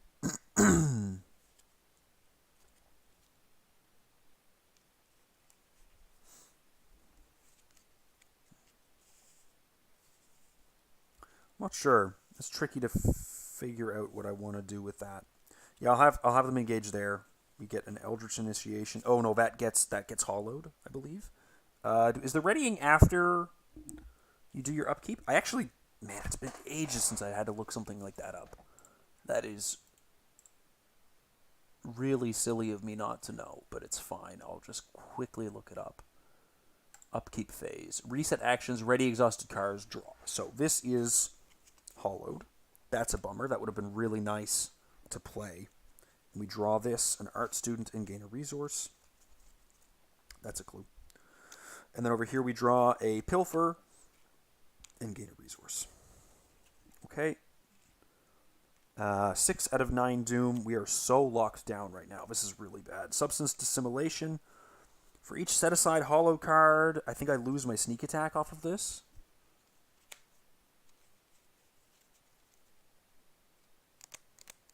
And I take 1 and 1. But I don't think I have any other duplicates up there, right? Yeah, I don't have any other duplicates up there. Okay. And then Charlie gets Undercover. If there are no enemies in the shadows, gain Surge. There is one enemy in the shadows. Otherwise, test 4 or 4. If you fail, place a decoy at the location with the most concealed mini cards. Flip it face down. Shuffle each concealed mini card at that location. Yeah, we're just going to fail that. We're going to test the intellect, I guess.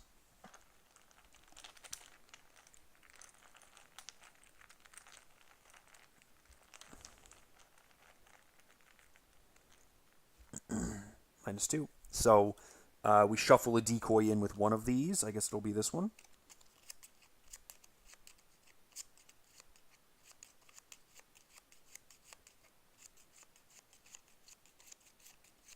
I don't know which is which, so boom, they're back at the Westminster Abbey. Okay, so we get one more turn to deal with this shit. And I think that we probably are dispatching at least one of these guys this turn. Losing the sneak attack's a major bummer. But, yeah. I'd like to get rid of that paracausal entity. Big time.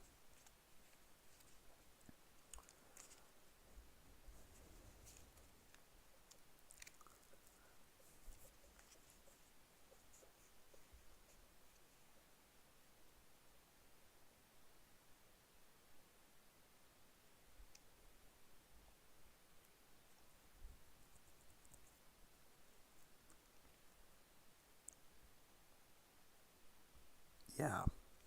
Okay.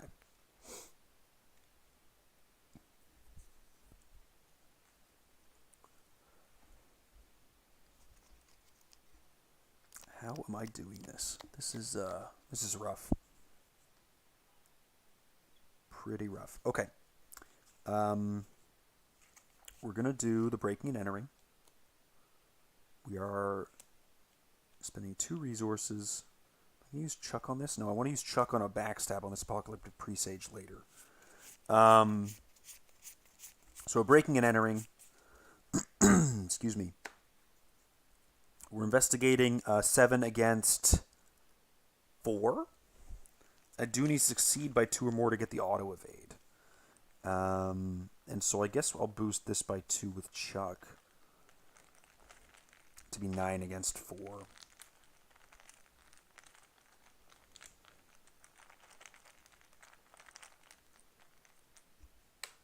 A curse. So 7 against 4 again. I forgot about the curses. Another curse. That's 5 against 4. This is failing now, and I'll be taking no horror because there's no one in the shadows. Come on. Give me the +1. No, another curse. At least I'm getting rid of all of them on one test. That's nice. God. It's going poorly. It's going poorly. 0. Okay, so we definitely fail. But at least we got rid of 3 of the curses. So that fizzled. And went poorly. Okay, well, fuck.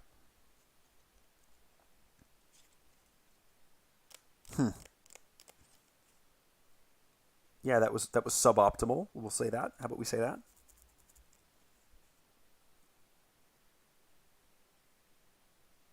Okay, I'm going to take 3. I'm going to spend 3 on this grappling hook and try and use that next turn to my advantage.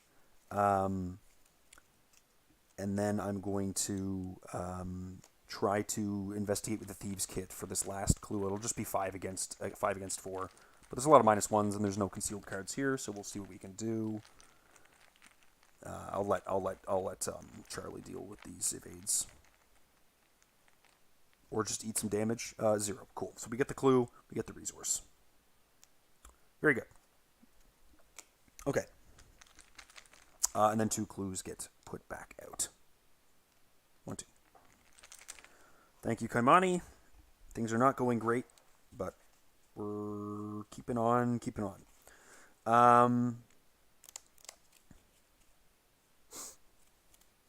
So, let's close the circle using that last charge to do an evade against the Apocalyptic Presage.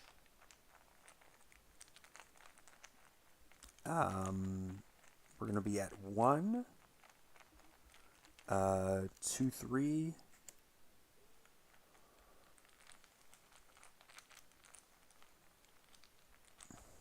Do you have any willpower icons? Nope. Let's go. Let's put one of these guys in and say 4. 4 against 2. Yeah, let's do 4 against 2. I don't mind just biffing a turn on him because I kind of need the grappling hook on Kymani to do this. That auto fail in the breaking and entering really fucked this turn up. But two up seems fine as an evade. I have the Sword Kane as a backup that I can do another 2 up.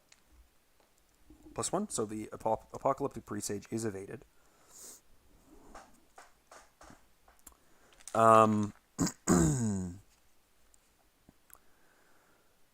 I think I will go ahead and spend 2 to play the Sword Cane. When it enters play, I'm going to try to do this evade with willpower again, but I'll be at 1, 2, 3, 4, 5 against 3, and if it doesn't work, then that he'll just have to eat this damage. But again, I have kind of the room to eat that damage if I absolutely have to, so not a big deal. And he's going to walk away if he gets an opportunity to, because I need him to start progressing the game. We're eating a lot of time for nothing right now. A 0, nice. So he's evaded. So it was evade, play the Sword Cane, evade, and then I'm going to walk down to the Westminster Abbey, try and get some clues, try and reveal these concealed cards. That's the last action. So these guys ready, these guys ready, these guys ready, these guys ready. We draw a card and gain a resource. There's the Eldritch Initiation. That'll let me draw some cards. And then Kymani gets both of these engaged with them. And we lose the top card of the deck to the hollow. Another, watch this.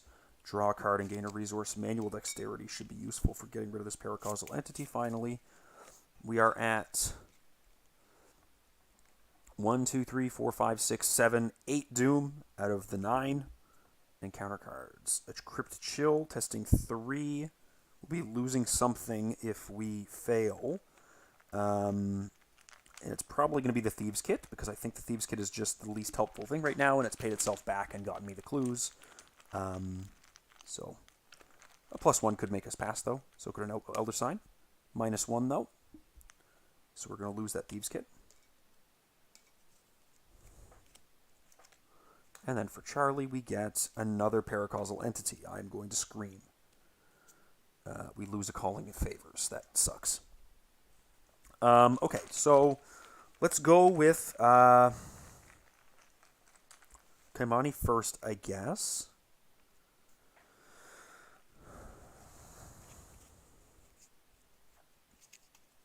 We'll evade the Presage up by 3.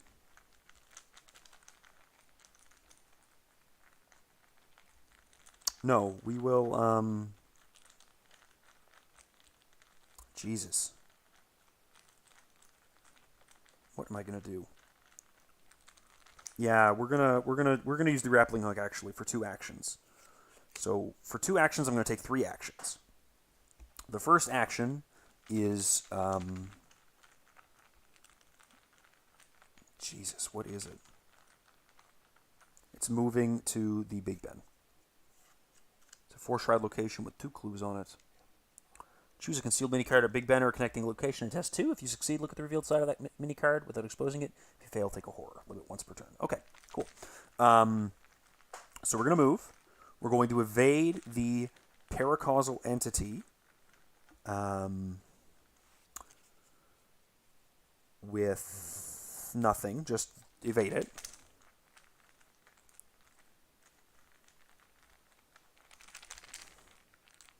There is a concealed card, so if you fail, so he's evaded. And then we're going to do the investigate, so we're just going to be 5 against 4. But if we fail, we take a horror. I don't know that I like that too much, but it is what it is. Nope,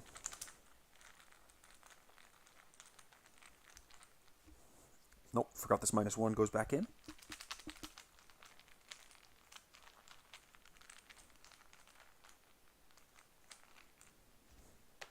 -3, so that's a failure. I do take a horror. Not a big deal.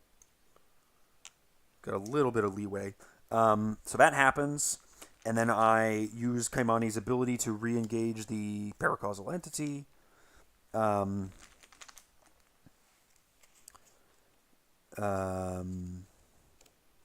do an evade with the full thingy there and commit this manual dexterity to it. So I'll be 9 against 5 again, kind of, right, to discard him. Also, I have to re-engage, getting rid of that for my deck. That cheap shot would have been really nice to use with Chuck now. -4. So 5 against... Oh, man. It's successful, but I don't get to discard him. In the pickpocketing, I get the successful evade. Oh, man. This is going so terribly now. I felt like I was in control of it for a little bit there, and it has just completely gone to shit. I think this is going to be a failure on my end. Whew. Jesus Christ. Okay. Can I do anything with Chuck, really?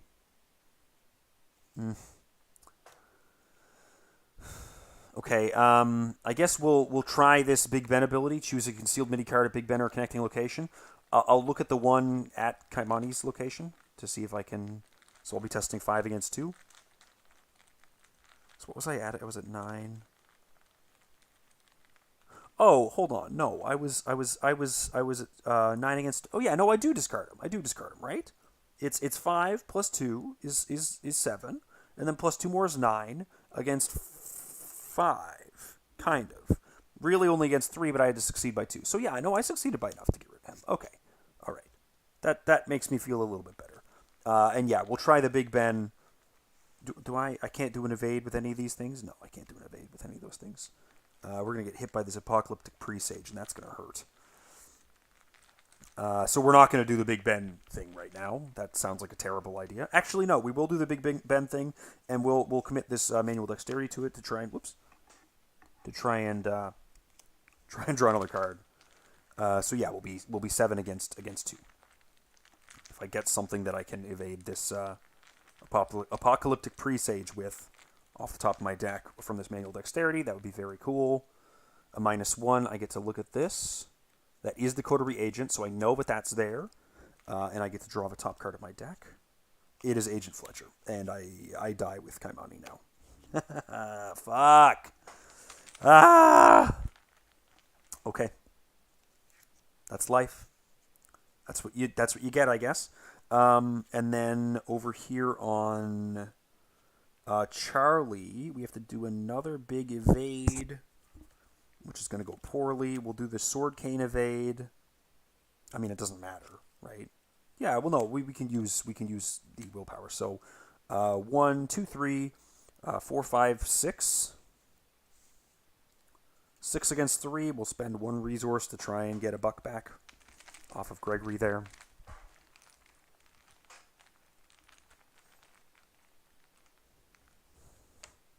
Oh, the fucking curse.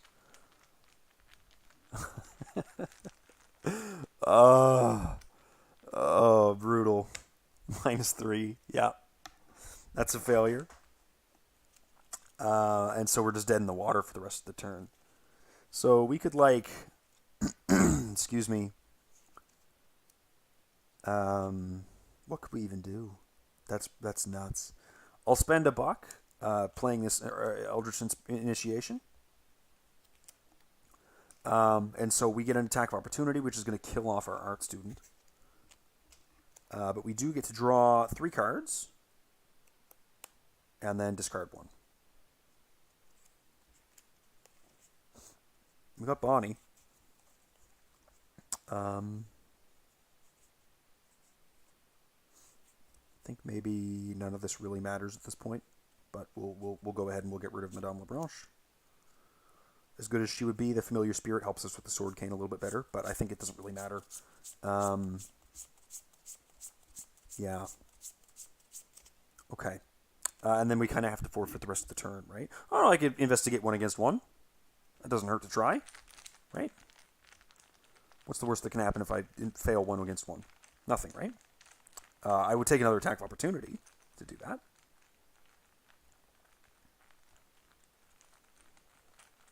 Yeah, okay. No, so then I don't. So he attacks me for 1 and 1. I'll put those onto Charlie directly, because I don't really want to lose any of these guys at the moment. I need them for skill boosts. And then over here on Kymani, we're taking 1 and 1, killing Chuck with Agent Fletcher. And then we're taking 1 and 2. 1 and 2 from the Apocalyptic Presage. So we're pretty much toast over here, but we'll play it out and see how bad that gets. So we get a card and a resource for Charlie. And then for Kymani, we get a card and a resource. Quick getaway. Okay. 1 more Doom. 1, 2, 3, 4, 5, 6, 7, 8 out of 9. No advancement yet. Hunting Shadow. Either spend a clue or take 2 damage. I think at this point the 2 damage is like whatever. It doesn't really matter. So we'll do that. And then for Charlie, we get Undercover again. Another concealed card is going to be ending up in play. So we're just going to test the agility, I guess. So 1 against 4. Auto-fail that as well. Place a decoy at the location with the most concealed mini cards. But I know that these are all decoys because I know that that's the coterie agent. So I mean, it doesn't really matter. Okay. Let's see if there is a way out of this. I sincerely doubt there is, but if I could do a resign, I would love to.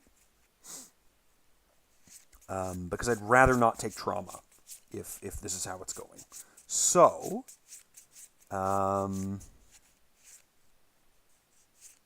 yeah, we'll have to see what we can do about that. I think it goes like try to backstab Fletcher, and if that doesn't work, oh no. I first I can just get out of the map by grappling hooking to do a move, an evade on an evade on one of them, a move, and then a resign because I can do that. But I'd like to make sure that Charlie can get out first. Because I think this is just a lost cause at this point. So we're going to go ahead with Charlie first. We're going to do a full evade with the sword cane. We're going to be how much? I'm going to commit this willpower icon to be 1, 2, 3, 4, 5, 6 against 3 again. 6 against 3. See if that works. All the curses are gone, so maybe this will be a little kinder to me. Maybe not, but maybe. -4. No, it's not any kinder to me. But he can just take the damage, can't he? So I'll move back to the center, taking 1 and 1, defeating the lab assistant. And then I'll resign with Charlie. We should wait for Inspector Flint. And then on Kymani, we will, like I said, grappling hook, evade the Apocalyptic Presage. Oh no, hold on. That's very silly. Is there a better way for me to do this? I think I have to have... Ooh.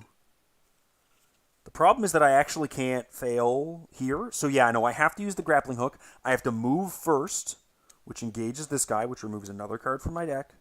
The momentum. Doesn't really matter at this point.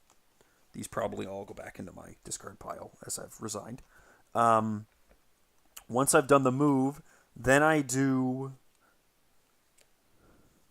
up to 3 different actions. Oh no, I could just choose not to do it. So I move and then I resign. Yeah, okay, That's fine. I was worried about taking taking a horror, from that. So unfortunately, we had to resign. It is what it is. I didn't really want to take trauma. I definitely wasn't getting all the clues off this Big Ben without dropping them immediately. So yeah, that didn't go particularly well. I think these decks are maybe a little bit not well tuned for these paracausal entities. A lot of 2 damage damage dealings that you need to do, but also this 4-5-2. That's tricky. I wonder if I should have just left him in the center and had him not keep engaging me. That was probably a big misplay on my part. So, no resolution was reached. Each investigator resigned or was defeated. As the night goes on, the feeling that you're being watched hunted only grows. Recalling the photos Inspector Flint showed you of vanished and forgotten people all over the world, you decide that perhaps caution would be best. You head back to your meeting place in Trafalgar Square, keeping your head down the entire time. You might not have much to report to Inspector Flint, but it's better than the alternative. Resolution 4. You wait impatiently for Inspector Flint to arrive, your nerves on edge. Something must have happened to him. But you still remember him. That's good. You tap your foot nervously as you strain to recall his face, the sound of his voice, the events that led you here. Tap, tap, tap. Perhaps you should be out there looking for him. What if he's in trouble? Tap, tap, tap. Maybe he's already gone. Perhaps you only remember him. And what of the man with the red gloves? Tap, tap, tap. You wait, and wait, and wait. You barely notice the chair across from you sliding out until Flint takes his seat. To your relief, he is unharmed, although you suspect he has not slept in some time. Lines of worry are creased along his forehead, and his eyes are bloodshot and wide with fear. Yours feel the same. Breaking the tense air with a joke, you inform Inspector Flint that he is late. He chuckles and nods. Apologies, another detective with the ICPC is missing, he explains, exhaustion and anxiety giving his voice a bitter edge. Please tell me you have something for me. You sigh and you give your report. Flint cradles his fingers and rubs them idly as you explain what you have learned. This proves that the man with the red gloves is not working alone, he says. Just then, a woman's voice interrupts from across the room. That is an understatement, she says, her voice cold and dry. The woman, dressed in a black suit, wide-brimmed hat, and matching black trousers, flashes an unidentifiable silver badge with one hand and levels the barrel of a handgun at you with the other. She has ebony dark skin, cold eyes underscored by heavy bags, and short curly hair. 2 other suits flank her, both of whom say nothing and stand like statues as she speaks. Both of them rest their hands on pistols, holstered beneath their suit jackets. You realize with sudden terror that you are alone in the once busy tea room. Everyone else is cleared out. Flint's hands immediately shoot into the air, and yours quickly follow. Where is the man with the red gloves now? The woman asks. And who exactly are you? You and Flint share a worried glance. What exactly have you gotten yourself into? Each investigator earns experience equal to the victory value of each card in the victory display, so 0, big fat 0. The red-gloved man is the bearer of the Eye of Ravens. Update the campaign log accordingly. From now on, whenever a character becomes the bearer of a key, keep that key handy for the rest of the campaign, as it will begin play attached to that character. In future scenarios, the red-gloved man enters play, the Eye of Ravens begins play attached to him. In your campaign log, record you haven't seen the last of the red-gloved man. Mark 2 time in your campaign log and proceed to the interlude, The Foundation. Page 9. Oh god, how long is this? Jesus! No, it's not that long. I mean, it's pretty long. But, I guess, am I going to read this tonight? I kind of want to redo the scenario. I'm not very happy with how that went. The decks really didn't do at all what I was hoping they would do. And I got no experience. I didn't get trauma, but I did get no experience. And that's kind of a bummer because, like, when you get 0 experience, you can't fix your deck. And so I'm tempted to do a redo. Because these guys were not suited enough to be dealing with the enemies. I think. Yeah. Anyways. Yeah. You know what? I think I am going to. I think I'm gonna give the Kymani deck a little bit of a redo. And probably the Charlie deck as well. I think that this many faces of Charlie Kane deck that I put together probably needs 3 players to kind of get everything going. Because that didn't quite go how I was hoping, and I wasn't super impressed with with this Chuck idea that I tried, it didn't seem to really do what I was hoping. Yeah, a little unimpressed with that. So I'm not sure. I'm not sure. It was tricky. I don't think I quite have a feel for how to play Kymani yet, despite having watched Philian play them in our campaign that we played together. Yeah, so that's a weird one. It's definitely a weird one. I'm trying to think of the things that like didn't work. Like what didn't I see? I guess what didn't I see? Um, I didn't see either of those Eldritch initiations, but I did see the lab assistants, and they kind of just didn't draw me. They didn't draw me like my big, like I guess if I'd seen Miss Doyle, that might have been a bit different. The String of Curses was cute, but without the second one to follow it up, it just kind of evaded someone and put a Doom out that was a big threat. Um, the Close the Circle was interesting too, but I'm not sure that at this. Yeah, I finished and I got no XP. I had to resign. Um, I'm trying to like think about what went wrong with the decks that got me to this spot. I was doing really well. I completed the first two acts before the second Doom came into play. And then I got stopped up with enemies and never progressed again. I gathered like one more clue. Is that what I'm looking at here? I gathered one more clue. I gathered two more clues, and that was it. So I think the Charlie deck kind of just wasn't functioning. If I do Charlie again, and I would like to play Charlie, I would very much like to play Charlie. Um, he needs to be a bit more generally flexible, I think. Um, and yeah, like I said, Kymani with Chuck here, so much of my deck got removed on me with the hollow mechanic. I mean, look at this shit, right? I couldn't get rid of these paracausal entities. I drew all three of them, and they just removed everything. Like losing the sneak attack meant I couldn't kill one. I wonder if not playing the sneak attack on that one turn, not playing the sneak attack on that one turn was a big problem actually. I should have just sneak attacked the one that I tried to remove with Kymani. I also I didn't I pulled like the -4. I think did that happen? I pulled the -4 on one of Kymani's remove an enemy tests, and then I also pulled that huge curse chain on a breaking and entering that was going to like save Charlie. So there was like a little bit of bad beats there, but also it was like stuff that I set myself up for a little bit. So yeah, that's a bit of a bummer.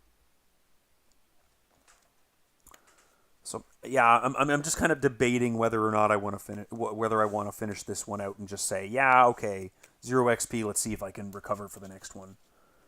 Still don't know how I feel about them as the primary fighter in a group. So like we were able to make it work on Cyclopean Foundation's actually pretty good, um, and that's why I felt okay with this with Charlie. I was like, well, I mean, Charlie just has a bunch of intellect guys, and he got his intellect guys, so he got clues. It's not like he wasn't able to get clues. He had Gregory and an art student and two lab assistants out, so like he could do investigates, but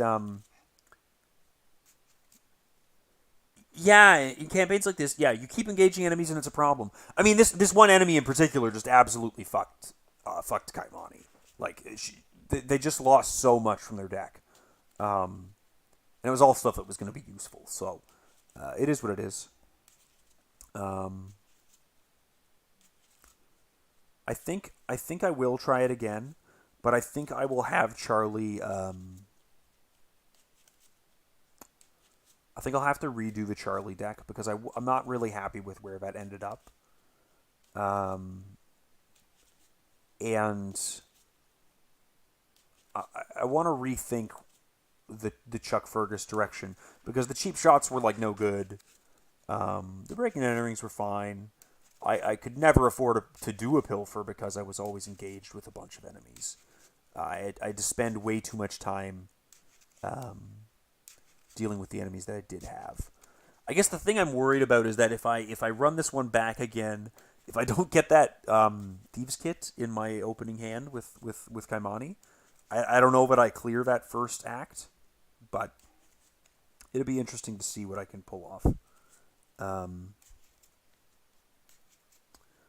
I guess another thing that I could do just because the decks failed to function so spectacularly this is the kind of situation where I wouldn't feel too bad just redoing the decks and continuing on. Um, that's something that wouldn't bother me too much. Like when a deck just doesn't work, I'm not too keen to keep playing it. Um, and so like just rebuilding the decks and saying, yeah, well, I got zero experience, but at least I have a deck that like actually can function a bit. Um, I might do that. So, anyways, I am gonna read the interlude because I think that's what I'm. Yeah, I think that's what I'm gonna do. I'll read the interlude, and then I'll do that for the next scenario. Interlude: The Foundation. Talk, the woman commands. I'm a detective with the ICPC. Flint barks back. Flint, Lee Flint. And you're going to be in a lot of trouble when they hear about this. I assure you I will not. And you, she asks, glaring in your direction. You explain that you are an independent investigator working with Flint. She takes a moment to read your gaze, presumably to tell if you are lying. She, like Flint, seems low on trust. Finally, after a long, bated moment, she holsters her firearm.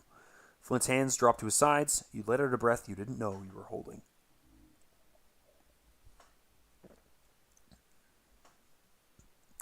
Yeah, the Arkham police are at partying tonight. They won't come get you. That's a good point. I expect a lot of people are probably just playing this themselves tonight.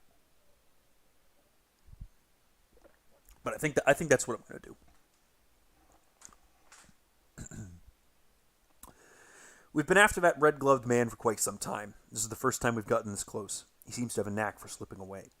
She nods to the two suits flanking her, a tall, athletic, pale-skinned woman and a sharp, clean-shaven man, and motions towards the walls. They keep a hand on their holsters as they scour the perimeter of the room. And who is we exactly? Inspector Flint asks. You've been wondering the very same thing. Your interrogator has a British accent, but she doesn't seem to be part of any local outfit you've ever heard of. She waits for confirmation from her two subordinates before continuing.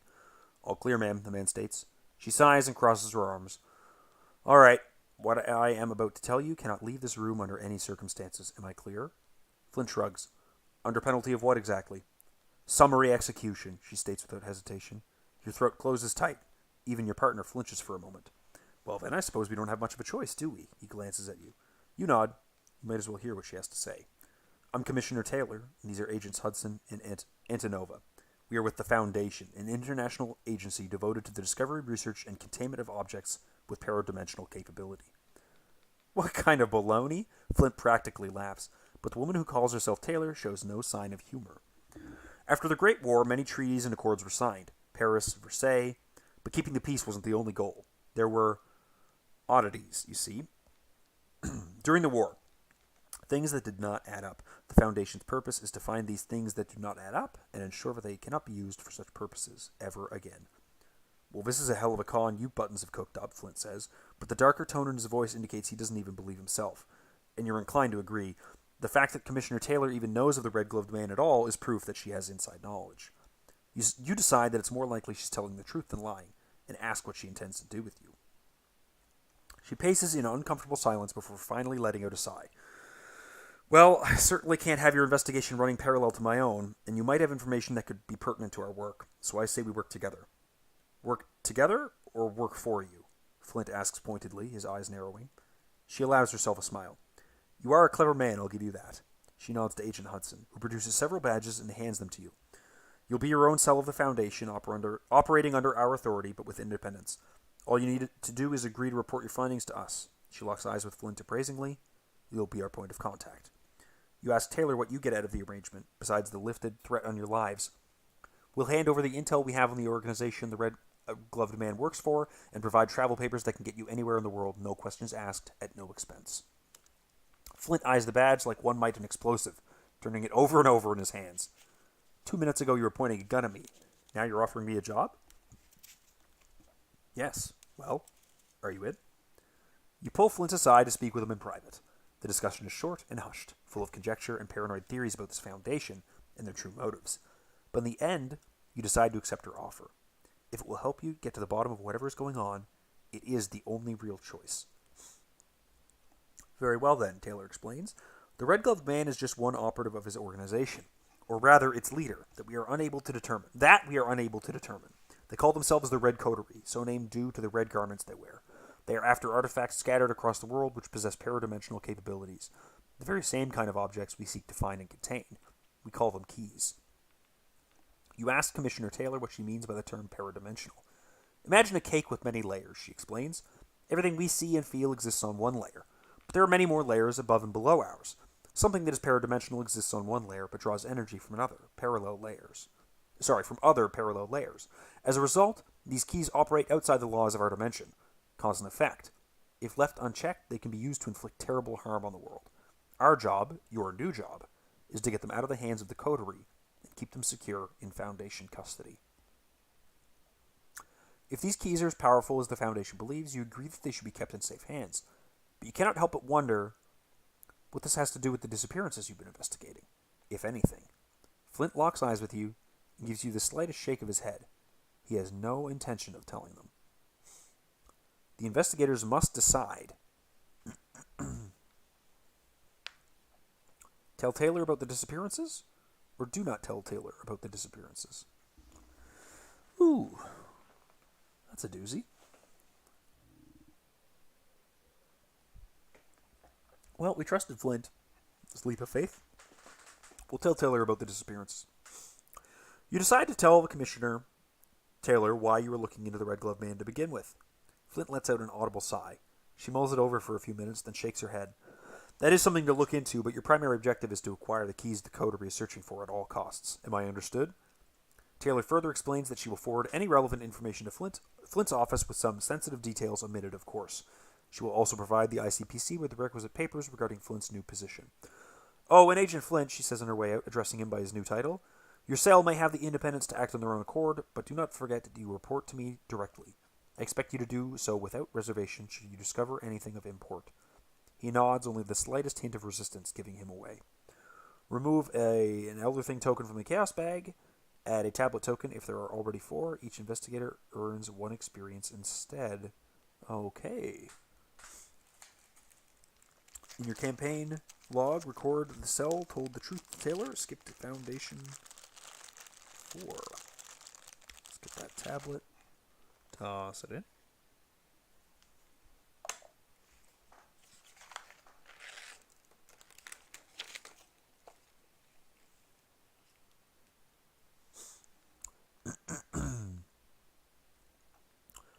The next morning, your cell meets at the tea room near Trafalgar Square, where you had originally intended to meet the previous night. Together, you go over the documentation provided to Flint by the Foundation.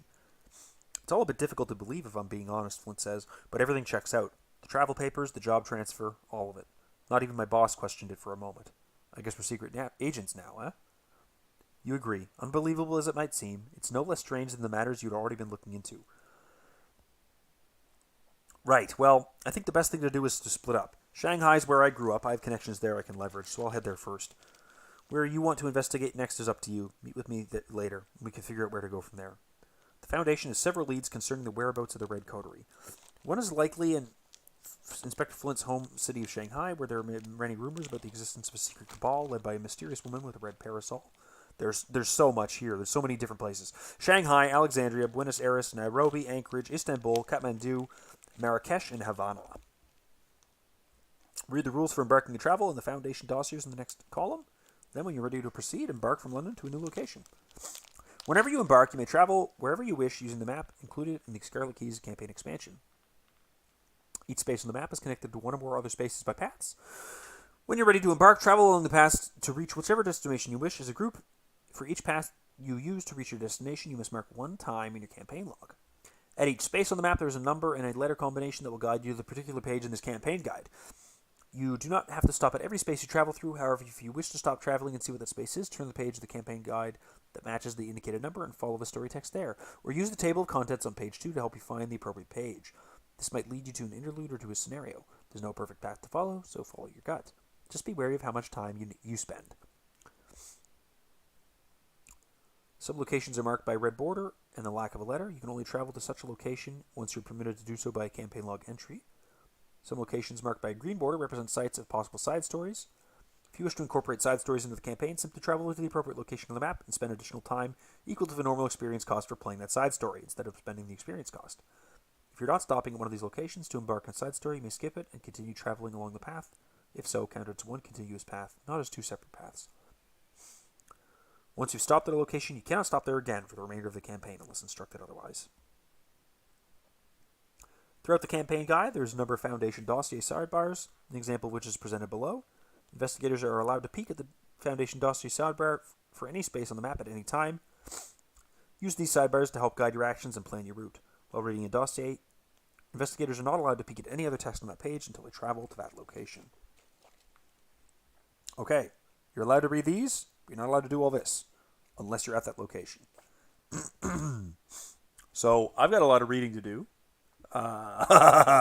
Jesus. And I can't play again tonight because one of my kids is sick, and I gotta go do overnight with him while my wife recovers from being sick as well. So, I think I'm streaming again tomorrow? Maybe? Not sure. And so, yeah, I guess it's up in the air whether I just do a rebuild and continue, or whether I try that one again. I wouldn't mind seeing the full scenario. I didn't see a whole lot of it. I saw 3 of the 7, 9, 8 locations or whatever it is. So that's a little disappointing. But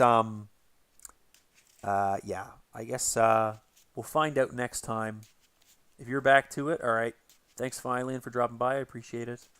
Compare notes later. Good luck. Yes, good luck to you too, sir. So yeah, I'm not sure what I'm going to do yet.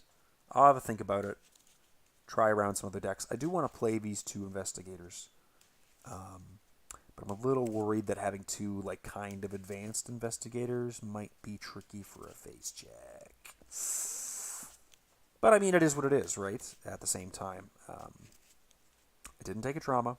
So I'll mull it over. I'll have a think about it tonight. Thanks very much for watching. I appreciate it. And I'll see you tomorrow. Ciao.